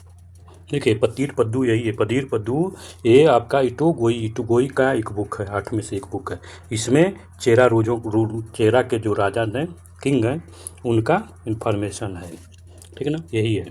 मतलब फिर बाद में कहेंगे कि किसी लिए बोल रहा हूँ कि बार बार उसको 8 को याद कर लीजिए, एक नोट कर लीजिए, ठीक। तो Pattu also provide the information of Chera के, पत्तू लगा है तो पत्तू का नहीं, 10 बुक वाला संग्रह नहीं है, ठीक, याद रखिए, एक थोड़ा सा डिफरेंस है उसमें, ठीक। Perunchorru Udiyan Cheralathan Imayavarman Nedum Cheralathan and Cheran Senguttuvan were the famous ruler of the dynasty, ठीक। तो इसमें चेरा के डायनेस्टी में जो चेरा राजा थे, उसमें से इन्फॉर्मेशन यहाँ पर राइटर बता रहा है कि इसमें से फेमस राजा जो थे, उसमें पेरूम सोरूमुदाइन चेरा लतन, ये पूरा नाम है। फिर इमायावरम्बन नेदू चेरा लतन, ये पूरा नाम है। तो चेरा लतन यहाँ पर कीवर्ड है, चेरा लतन। अगर चेरा लतन मिले तो समझ जाइए कि चेरा राजा का एक बात। अगर परीक्षा में दे दिया कि मैचिंग करने के लिए चेरा, इधर मैचिंग करने का क्वेश्चन दे दिया तो आपको मालूम होना चाहिए, तो राजा का दे दिया, इधर दे दिया डायनेस्टी, तो वहाँ पर कई बार पूछा है, ये पूछ रहा है यूपीएससी में, तो एक बार पूछा है, हमेशा पूछा है। चेरा लता ये कीवर्ड है, याद कर लीजिए, बाकी तो और बहुत टफ है। और चेरन सेनगुत्तवन, ये तो बहुत फेमस राजा है, इसलिए याद कर लीजिए कि ये इलंगो अडिगल का भाई है, बड़ा भाई है, फेमस रूल दिस डायनेस्टी। और इलंगो अडिगल को आपको याद करना पड़ेगा क्योंकि वो शिल्पादिक्रम के राइटर है, ठीक है ना। तो Chera Senguttuvan belong to 2nd century AD, 2nd century AD के टाइम ये बिलोंग करता था। और 2nd सेंचुरी AD के टाइम अगर देखें तो नॉर्थ इंडिया में क्या था, तो 2nd AD सेंचुरी के टाइम में हम देखते हैं तो नॉर्थ इंडिया में हमको मिल जाते हैं कौन, कुशड़ा का चल रहा है, ठीक, कुशड़ा का कार्यकाल चल रहा है नॉर्थ इंडिया में। His younger brother Ilango Adigal the author of Silappatikaram, ठीक। और चेरा सेनगुत्तवन among his military achievement, his expedition to Himalaya was the remarkable। सोचिए चेरा सेनगुत्तवन जो है हिमालय तक अपना एक्सपेंडेशन कर देता है, हिमालय तक आता है, सोचिए। He defeat many north Indian monarch, बहुत से नॉर्थ इंडियन राजाओं को। आप खुद सोचिए कि जो हिमालय तक आता है तो बहुत ही फेमस है। Senguttuvan introduce the Pattini cult, Pattini cult of worship of Kannagi as the idol of the wife in Tamil Nadu. Pattini cult कनगी के याद में क्या करता है, मनाने लगता है, इंट्रोड्यूस करता है सेनगुत्तवन। अब कनगी का नाम आ गया तो थोड़ा सा देख ही लेते हैं। तो कनगी कोवलन और कनगी दो पति पत्नी थे। कौन कौन, यहाँ पे जगह बनाते हैं। कनगी एंड कोवलन, तो ये मेल है, ये फीमेल है। ठीक, अब ये कोवलन जाता है, ठीक ना, इसको एक दूसरी फीमेल से प्यार हो जाता है जिसका नाम है माधवी। एक माधवी से प्यार हो जाता है, लव हो जाता है। अभी कोलन और माधवी से एक बच्ची का जन्म होता है जिसका नाम है मितगई। ठीक, जिसके नाम पर एक बुक लिखा जाता है, आगे मिलेगा। ठीक, तो ये अब यहाँ पर क्या होता है कि एक व्यापारी रहता है कोलन, तो व्यापारी होता है, यहाँ पर माधवी से प्यार हो जाता है। और यहाँ पर प्रॉब्लम ये होती है कि कनगी को एक हार मिलता है। ठीक, जब हार मिलता है, जैसे जो पांड्या है, ठीक है ना, जो पांड्या राजा है, पांड्या के वहाँ पर क्या होता है कि रानी का हार खो जाता है। रानी का जब हार खो जाता है तो वो कनगी के पास मिलता है, कनगी के पास नहीं, माधवी के पास मिलता है। कहाँ पर, माधवी के पास। माधवी बताती है कि एक कोलन दिया है। ठीक, अब कोलन को क्या होता है कि राजा डेथ कर देता है, मार देता है जान सहित। जब राजा मार देता है तो कनगी बोलती है कि गलत हुआ है, और कनगी क्या करती है कि इसको पांड्या के राजा को श्राप दे देती है। शिल्पादिक्रम ये ट्रायंगल का लव स्टोरी है, और ये श्राप दे देते हैं। ये कनगी जो है पांड्या के राजा को श्राप दे देती है और अपना ब्रेस्ट काट के आग में डाल देती है। अब यही कनगी को बताता है कि जब ब्रेस्ट काट के डाल देती है तो मीनाक्षी देवी का जन्म होता है। इसलिए मीनाक्षी देवी का देखेंगे तो उनके आइडल में, मूर्ति में देखेंगे तो 3 ब्रेस्ट होता है। ठीक, तो ये कहानी है।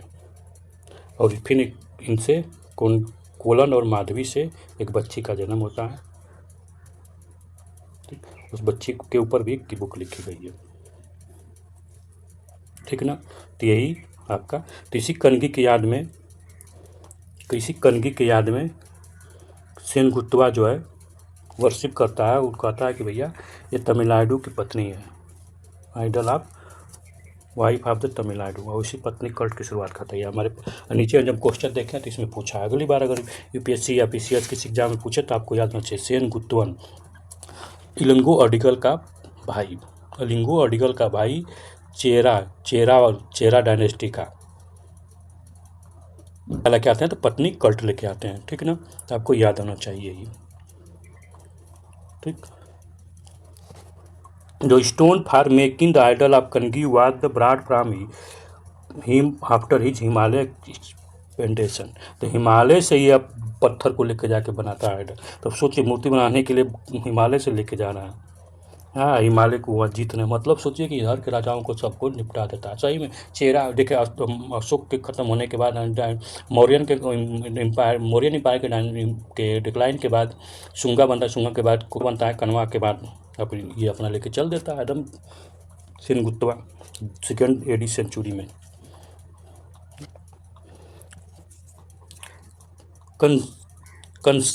कंसेक्रेशन ceremony was attend by many prince, जो सेरेमनी हुई थी इसको, यानी जो कनगी का जब मूर्ति बना उसको स्टोन का, तो उसका सेरेमनेशन मनाया गया, यानी उत्सव मनाया गया। उस उत्सव में बहुत सारे राजा आए थे, जिसमें गजबाहु 2nd आया था, श्रीलंका का राजा था। ठीक, तो ये आपका बहुत सारा इन्फॉर्मेशन मिला। तो आपको यहाँ से पूरा चेरा का ये रहा, चेरा का ये पूरा इन्फॉर्मेशन है। आप इसको 1-2 बार देखिए, आपको मेमोराइज हो जाएगा। ठीक, समझ में नहीं आया होगा तो आप बताइए कमेंट करके, या तो सबसे आसान तरीका एक और है, हमारे प्लेलिस्ट में जाइए जिसमें आपको मिल जाएगा, अब प्ले लिस्ट में जाएंगे तो आपको मिल जाएगा, इसमें एशियन हिस्ट्री का पूरा एकदम टॉपिक वाइज है, एक्सप्लेन किया गया है, प्रीवियस ईयर का क्वेश्चन पेपर है, तो आपसे मालूम चल जाएगा कि हम क्या जो पढ़ रहे हैं वो सही पढ़ रहे हैं, कि हमारा कितना तैयारी हो गया है, इससे मालूम चल जाता है। Previous GS special PYQ special को आप अटेंड कीजिए, प्ले लिस्ट में मिल जाएगा। इसमें मैप का भी हम यूज किए हैं, बहुत अच्छा से इसको एक्सप्लेन करने की कोशिश किया गया है, ठीक है ना। आप इसको अटेंड करके आप अपने प्रिपरेशन को और ज़्यादा बूस्ट दे सकते हैं, ठीक। तो आप अपना पीवाईक्यू को भी देखिए, जो पीवाईक्यू स्पेशल उसको देख रहे हैं, इससे आपको मालूम चलेगा कितना तैयार है, ठीक है ना। अब देखिए अब हम लोग चोला को शुरू करेंगे। चोला कहाँ पर है, तो हम मैप में देख चुके हैं कि चोला अपना आंध्रा और तमिलनाडु वाले रीजन में है, ठीक। तो इसको अब शुरू करते हैं। तो राइटर यहाँ पर बोल रहा है, तो Chola kingdom of the Sangam period stand from the modern Trichy district to southern Andhra Pradesh. तो तिरचू डिस्ट्रिक्ट से जो तमिलनाडु में और साउथ में आंध्रा तक इनका एक्सपेंड होता है, चोला किंगडम का, ठीक। समझ में आ रहा है ना। Their capital was first locate Uraiyur, पहले लोकेट आयूर में था, देन शिफ्ट द पुहार इसको शिफ्ट कर देते हैं। Karikala was the famous king of the Sangam Chola का कारी काला जो है बहुत ही फेमस। और Pattinappalai portray his earlier life and his military conquest. Pattinappalai जो था पेट्रोनाइज था किसका, तो करी काला का, और इसके मिलिट्री कंक्वेस्ट में भी इसका हेल्प करता था। Battle of Venni he defeat the might confederacy of the consist Chera Pandya and 11 minor chief. तो सोचिए जो चोला था, जो कारी काला था, इसने बेंगी में क्या किया कि सबको हरा दिया, चेरा को और पांड्या को, और छोटे छोटे और भी 11, मतलब कि 11 ये और 2 ये एंड 13 को निपटाया, हरा देते। किसमें, तो बेंगी। तो आपको ये बेंगी बहुत इंपॉर्टेंट है, तो इसको आपको मालूम होना चाहिए। These event is mention in the many Sangam poem, और ये इवेंट जो है बहुत सा संगम पोएम में लोग गाने गाते हैं। वहाई पार Nadalai was another important battle fight by him in the 9 enemy chieftains submitted before him। अब सोचिए एक और बैटल ये लड़ता है, कितना करी काला, इसका नाम है करी काला एक और बैटल यूज करता है, उस बैटल का नाम है वाहे परन दलाई एक अनदर बैटल। सोचिए कितना बैटल, 2 बैटल फाइट करता है, अभी इसमें 9 ग्रुप के साथ युद्ध कर रहा है, सोचिए कितना खतरनाक है।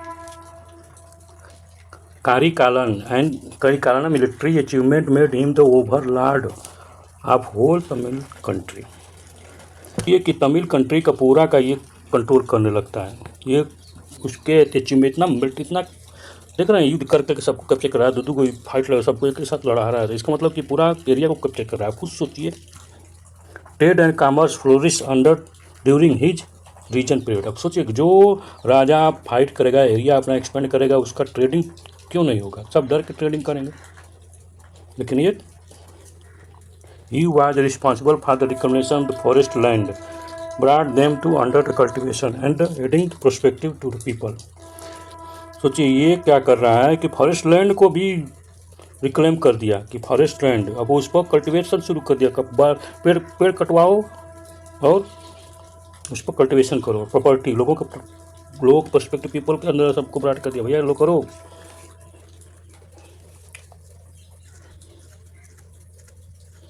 समझ रहे, फॉरेस्ट के जो जंगल का ज़मीन था उसको भी यूज मिला दिया। इन्वायरमेंट का क्या कर रहा है यहाँ पर, इन्वायरमेंट का बैंड बजाने की कोशिश हो रही है, शुरू हो गई। He also build Kallanai across the river Kaveri and also construct many irrigation tank. अब सोचिए, अब ये परीक्षा में पूछेगा, ये बहुत इंपॉर्टेंट है क्योंकि इससे सोसाइटी चेंज हो रही है यहाँ पर, ठीक ना। ही also build Kline cross river Kaveri and कर सकते मेन इरीगेशन टैंक, तो ये आपको याद होना चाहिए। और एक ये reclaim of the forest land, यहीं से तो यूपीएससी क्वेश्चन उठाता है, ये फॉरेस्ट लैंड को रिक्लेम कर रहा है नेचर, ठीक ना। तो पूछ देगा सबसे पहले कौन शुरू किया था, तो आपको मालूम होना चाहिए कारी काला, ठीक। कौन, तो चोला का शुरू किया था, ठीक ना। और इनका अभी लड़ाकू दिख रहा है, लड़ाकू है तो इनका सिंबल शेर था।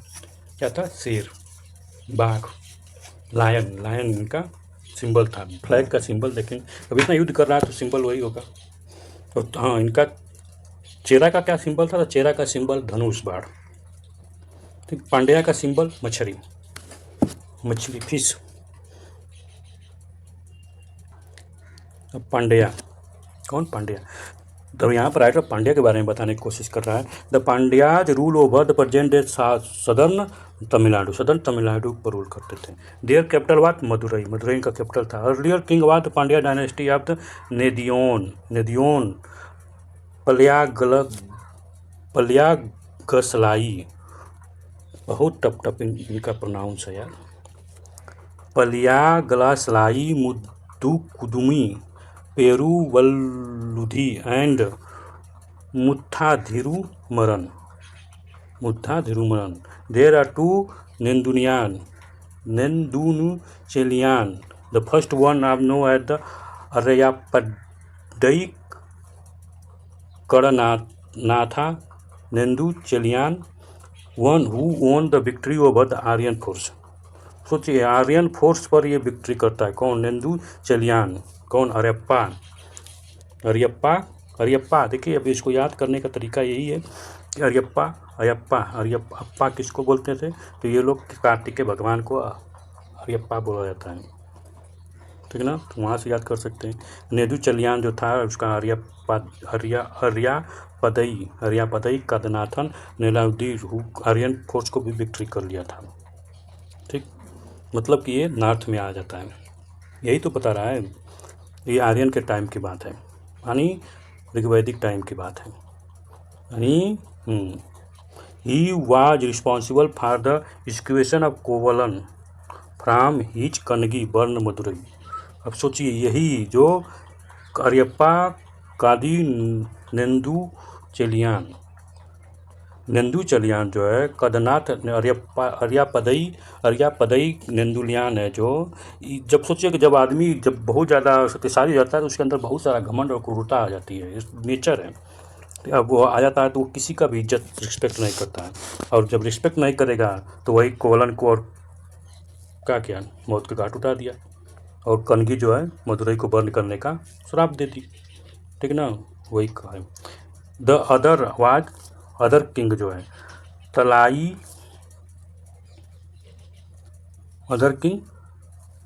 तलाइयन न गुनातु Seruvendra, he who won the battle at the Talaiyalanganam. ये भी इम्पोर्टेंट है, इसको भी नोट कर लीजिए और याद करिए, ठीक ना। बहुत टफ प्रोनाउंस है। इसका नाम क्या है? तो तलाइयलगनातु चेरुवनार नेदुयान पूरा नाम है, और इसका तलाइयंगलंगनम बैटल जीतता है, तो यहाँ से इसका नाम याद हो सकता है, ठीक ना। नेंदुचेलियान दुगो हैं, एगो अरियप्पा है और तलियाना है, तलाई नागतुआन, ठीक, दुगो है। He also prized by the Nakarair and the मंगूदी मारूथरन के द्वारा इसको प्राइज मिलता है, प्राइजेज यानी बहुत बढ़ावा मिलता है इसको। He wore this title after defeat his enemy at the battle of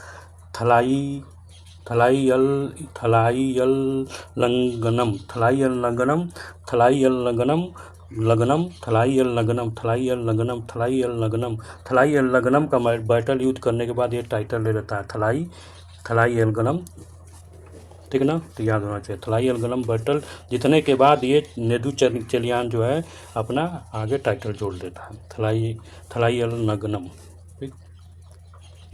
which is located in Tanjore district, और थलाईलंगनम जो है तंजौर डिस्ट्रिक्ट में स्थित है। By this victory Nedunchezhiyan gain control over the entire Tamil Nadu. अब इसके द्वारा क्या होता है कि पांड्या का जो राजा है नेदुचल्यान, जो पूरा तमिल पार्ट को कंट्रोल कर रहा था। Maduraikanchi written by Mangudi Marudanar describe the social and economic condition of political Pandyan country. Pandyan country का जो है मदुरई कंजी। मदुरई कंजी कौन सी किताब है, कोई बता सकता है? मदुरई कंजी कौन सी बुक है? तो ये पत्तू पत्तू के 10 जो किताब है उसमें से एक कलेक्शन है, एक किताब है पत्तू का। कौन? पत्तू, ये पढ़े थे ना, पत्तू 10 किताबों का कलेक्शन है ना पत्तू में, उसमें से एक है मदुरई कंजी, रिटेन बाय मंगुदी मरुधरन के द्वारा जो रिटर्न किया गया, ठीक ना, तो ये याद होना चाहिए। अब यहाँ पर देखिए पांड्या का include the flourish of the sea port Korkai इसका सी पोर्ट है पांड्या का। The last famous Pandyan king was Ugra Peruvaludhi.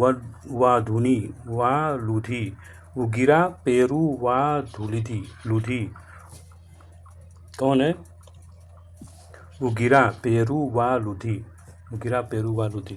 The Pandya rule during the Sangam age begin to decline due to invention of Kalabhra जब आता है तो पांड्या को ख़त्म कर देता है और अपना ये चेरा को भी ख़त्म करता है, चोला को भी, सबको अपने अंदर ले लेता है। कालभरा याद होना चाहिए। जब कालभरा आता है तो डेक्कन वाले एरिया में सातवाहना रहते हैं, सातवाहना, ठीक, तो याद होना चाहिए, ठीक ना।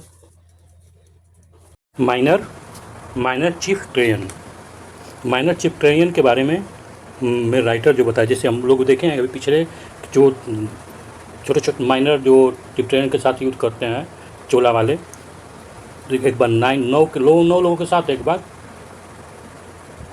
8 लोगों के साथ, तो वही चीज़ें हैं। तो देखते हैं उसको, उसमें कौन कौन से थे। तो the minor chieftains play the significant role in Sangam period. Among them are Pari, Kari, Ori, Nalli, Pegan, Ay and Adhiyaman, where the popular their philanthropy and patronage of the Tamil poet। तो इसमें से ये लोग ये हैं, इनको नाम याद कर लीजिए, पूछ देगा परीक्षा में, यूपीएससी में, तो यहाँ से पक्का पूछ सकता है, ठीक ना। कि पेरी, कारी, ओरी, नाली, पेगन और एई और आदियामन कौन थे? ठीक, कौन है? तो माइनर चीफ ट्रेनियन, ठीक ना। Therefore they were known as the कदवईएलू भेललाग भी इनको बोला गया। All those they were subordinate of the Chera, Chola और पांड्या रूलर। सबॉर्डिनेट थे, चेला पांड्या को हेल्प करते थे।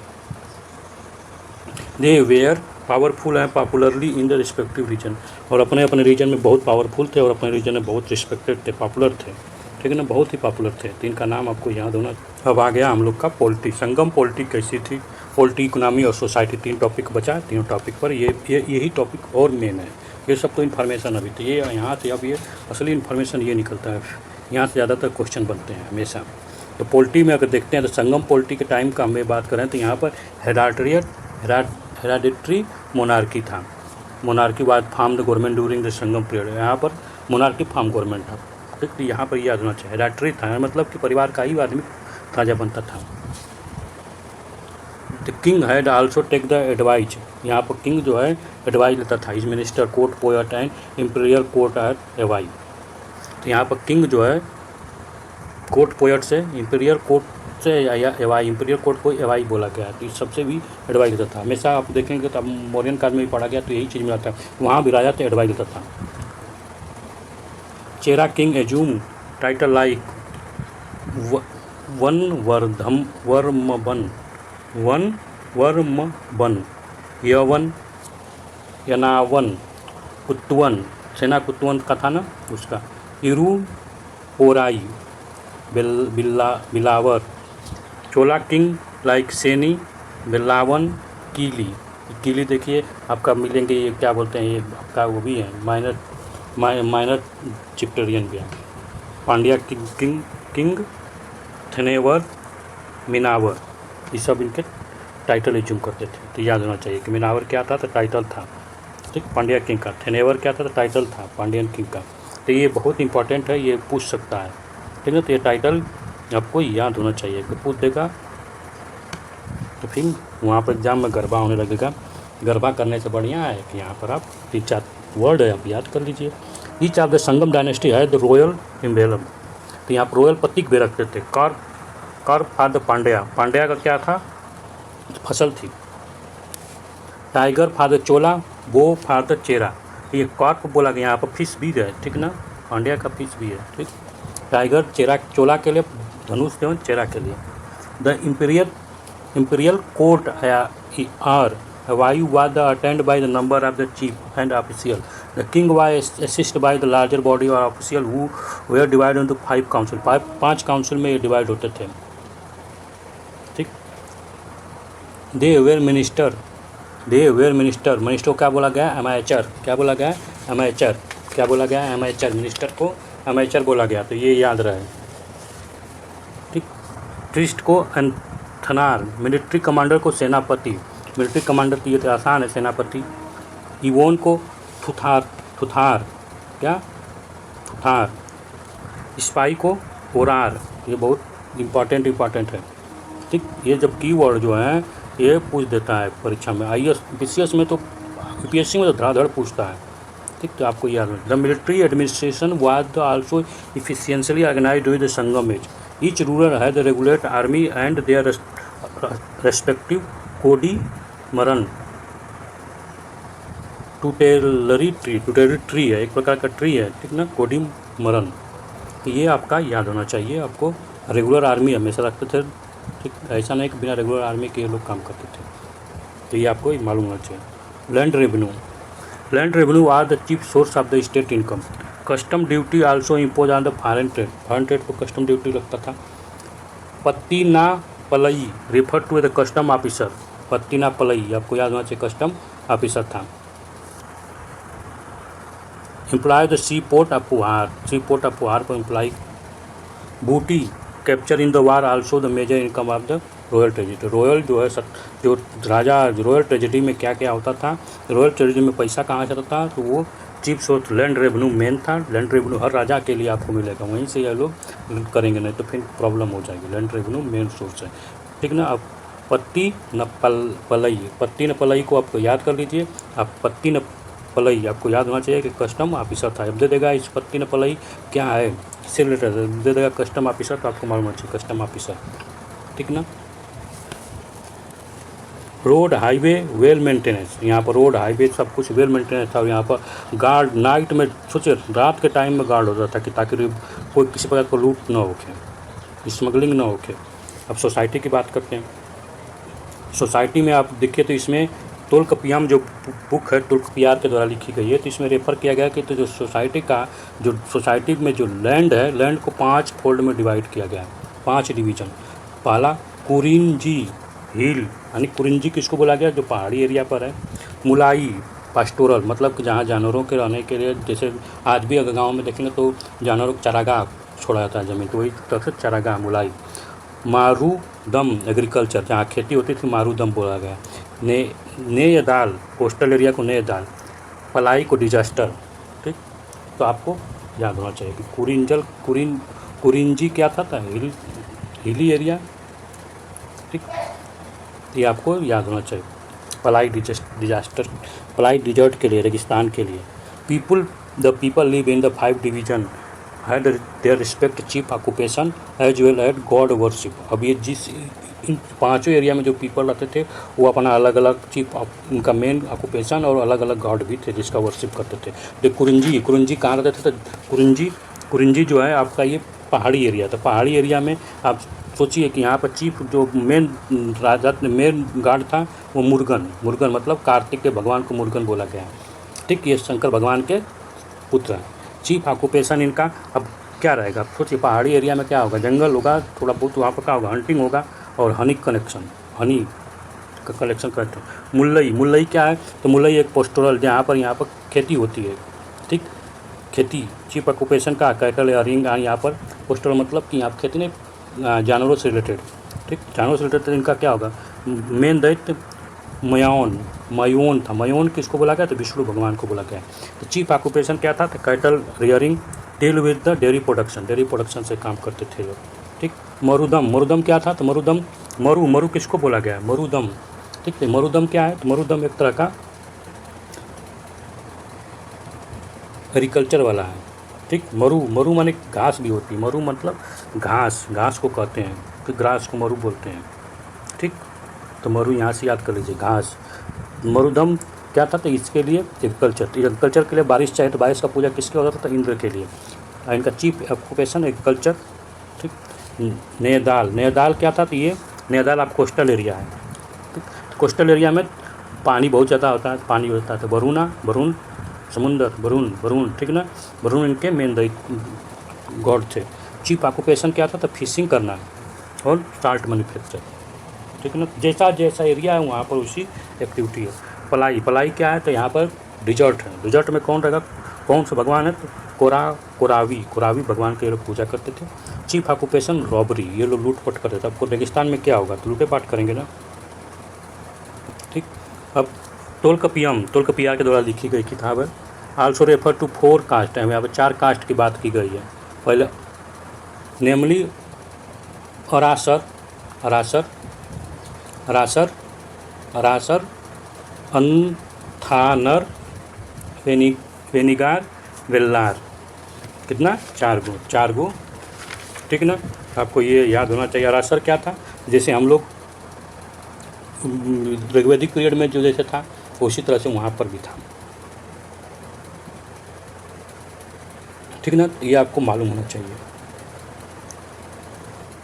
ठीक, यहाँ पर अरासर किसको बोला गया था, अरासर रूलिंग क्लास को अरासर बोला गया, जो रूल करते थे, राजा।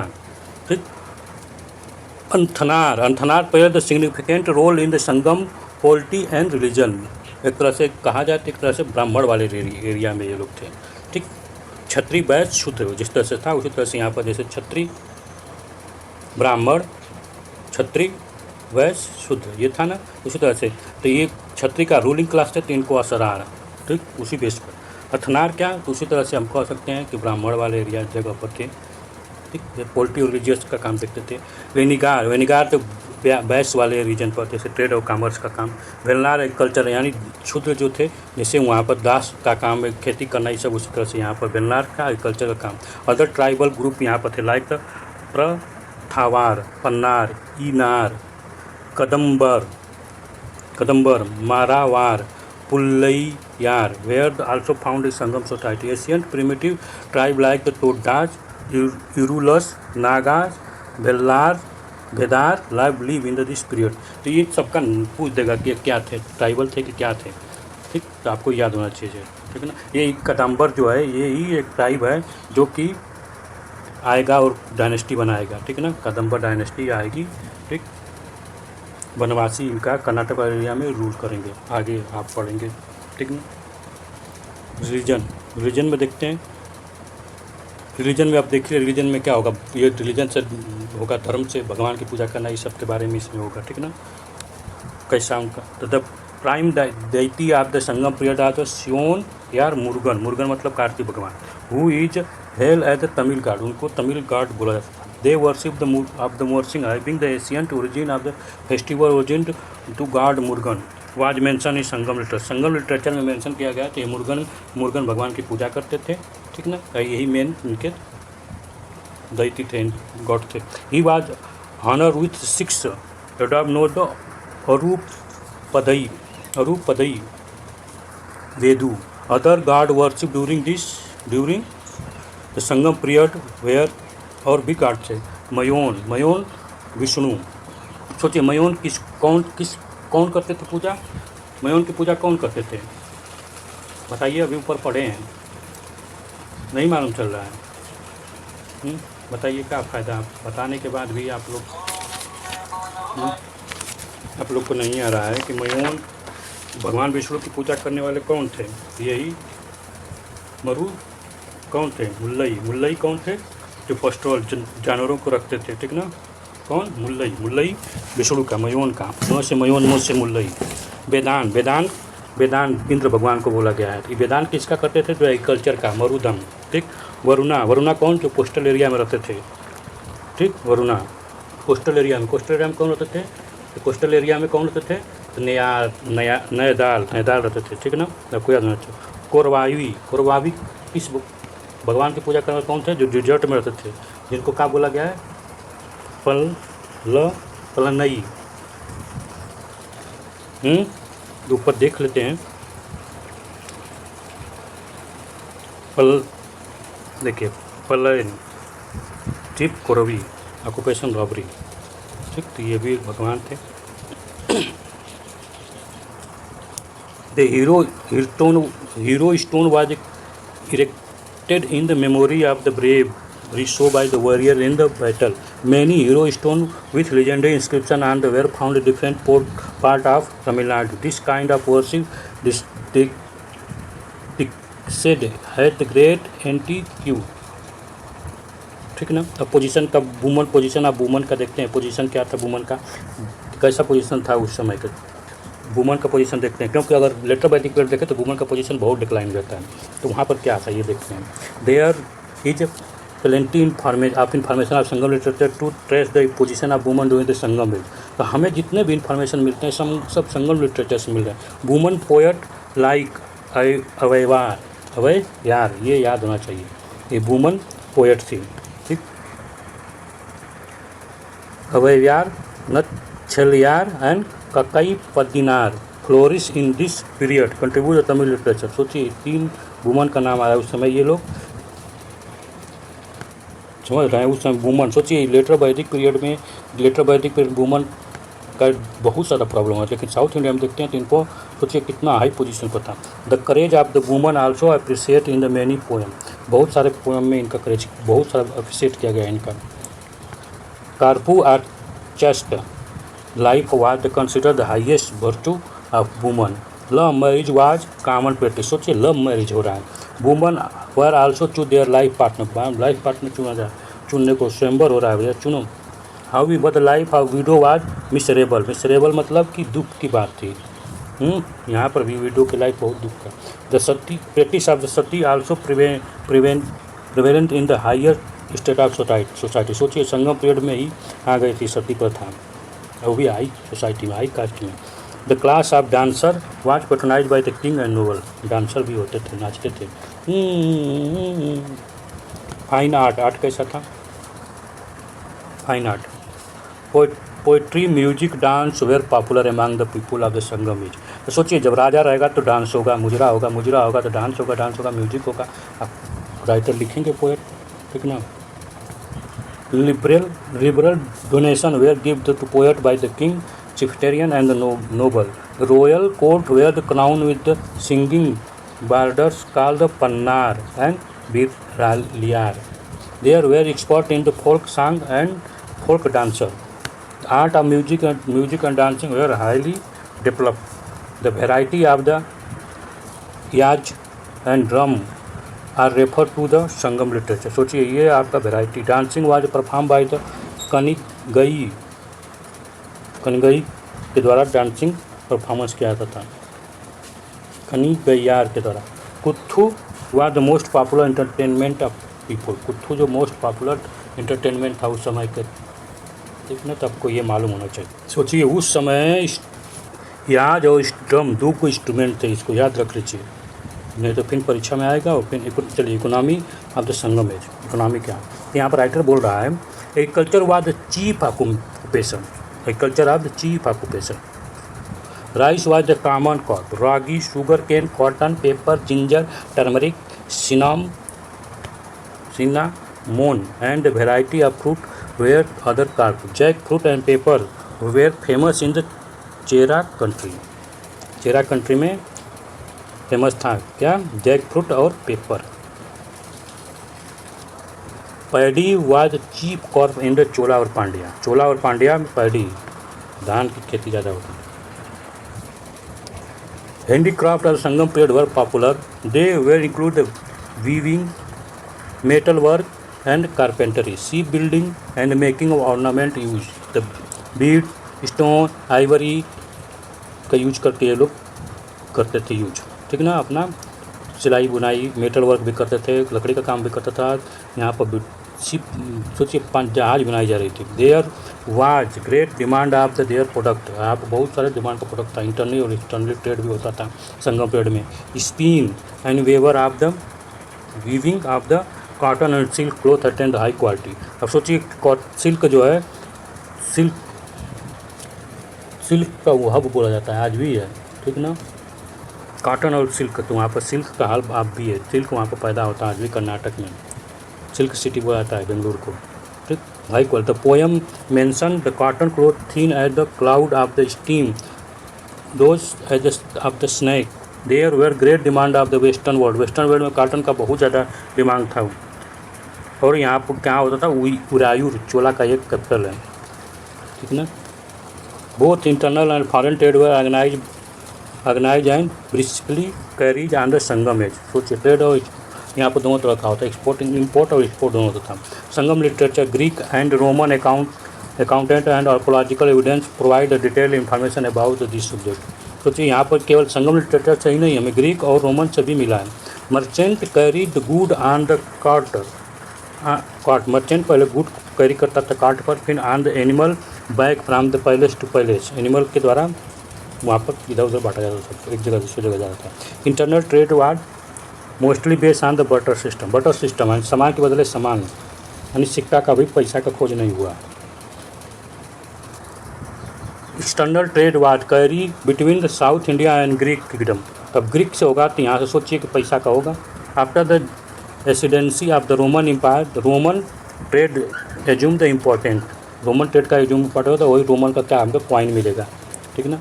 द पोर्ट सिटी, यहाँ पोर्ट सिटी जो है Puhar become a emporium of the foreign trade, as the big ship enter this port with the precious good. Other port was commercially active into Tondi, Musiri, Korkai, Arikamedu and Marakkanam, ठीक। The author of the Periplus provide the most valuable information on the foreign trade. Plenty of the gold and silver coin is issued by the Roman Empire like the Augusta, Tiberius and Nero were found all part of Tamil Nadu. They revealed the extent of the trade and the presence of Roman trade in the Tamil country. The main exporter of the Sangam age were cotton, fabric, spice like pepper, ginger, cardamom की हिल पाई जाती है वहाँ पर, वहाँ बहुत ज़्यादा cardamom होता है। Cinnamon and turmeric, ivory product, pearls and precious stone, gold, horse भी सोचिए, हॉर्स का भी हो रहा था ट्रेडिंग। स्वीट वाइन, मीठी वाइन का भी। वेयर द चीप इम्पोर्ट, ये सब इम्पोर्ट किया जाता था। गोल्ड, हॉर्स आता था, भैया हॉर्स लेके आओ। अब इंड ऑफ संगम है, अब संगम एज का इंड कैसे हो गया इसके बारे में। Toward the end of the 3rd century AD, Sangam period slowly witnessed the decline.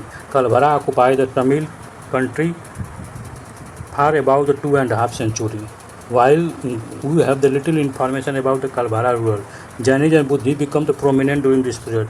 The Pallava is North Tamil Nadu and the Pandya in the South Tamil Nadu drive the Kalabhra out of the Tamil country स्ट्राइडल। अब सोचिए यहाँ पर writer बोल रहा है कि जब संगम पीरियड ख़त्म हो जाता है, ठीक ना, तो ये रहा, ऐसे ही बनेगा।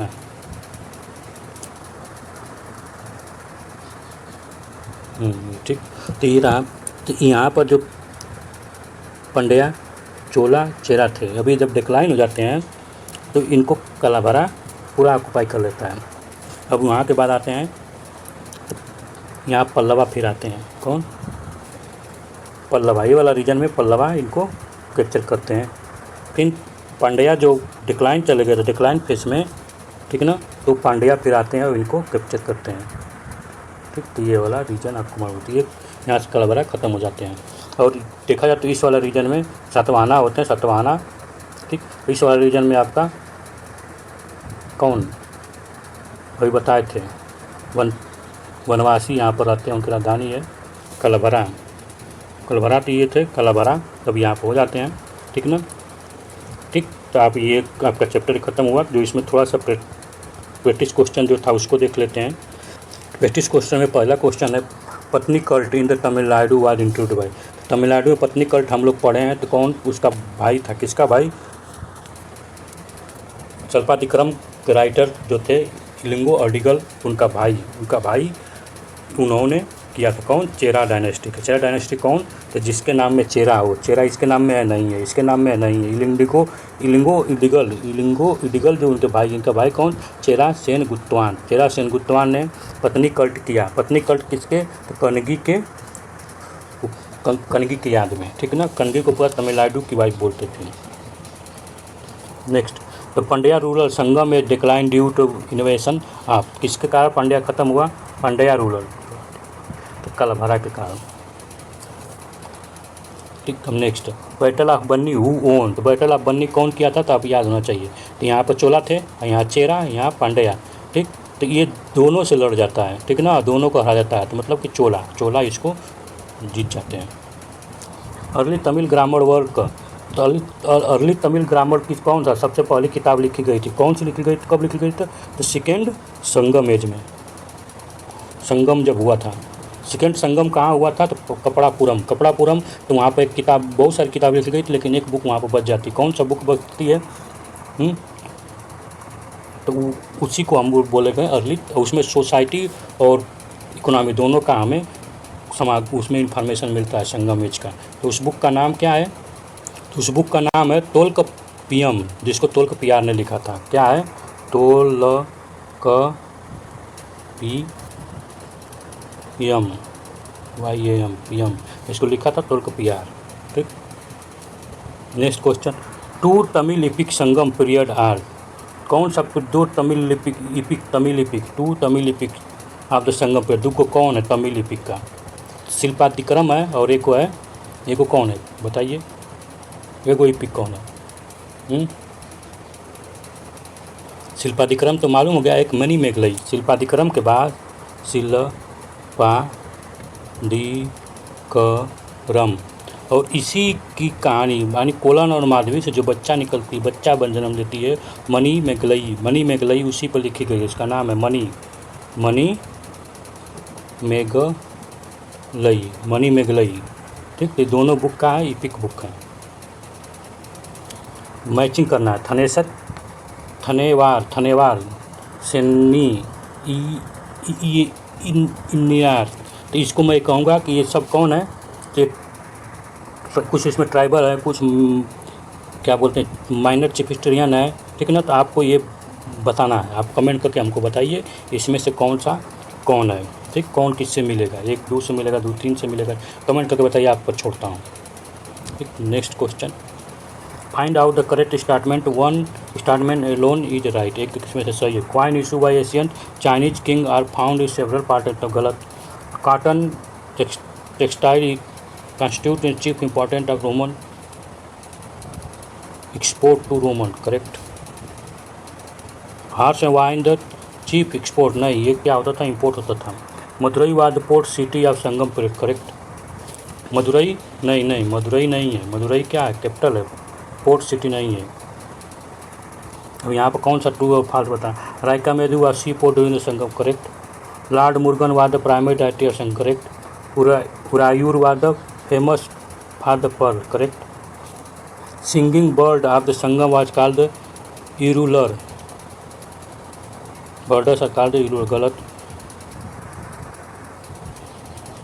इरूलर नहीं कहा था, ठीक ना। अब यहाँ पर राइटिंग करना है, सबके बारे में छोटा है, ठीक। ये 200 वर्ड का है, इसको आप अटेम्प्ट करना चाहें तो अटेम्प्ट कर लीजिए, अच्छा रहेगा।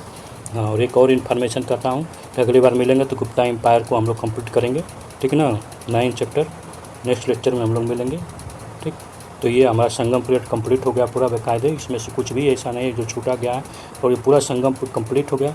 और एक और है, अगर आप इस संगम पीरियड पर अगर कुछ आप MCQ प्रीवियस ईयर के क्वेश्चन हल करना चाहते हैं तो आप प्ले लिस्ट में जाइए, वहाँ पर GS स्पेशल नाम का GS PY की स्पेशल नाम के प्ले लिस्ट है, उस पर आप जाके उसमें आप संगम एज का देखिए, उसमें है लेक्चर, उसको आप हल कीजिए, या तो मैं आपकी सुविधा के लिए कमेंट बॉक्स में उसको टाइप कर दूंगा, ठीक। Thank you for the watching. जय हिंद।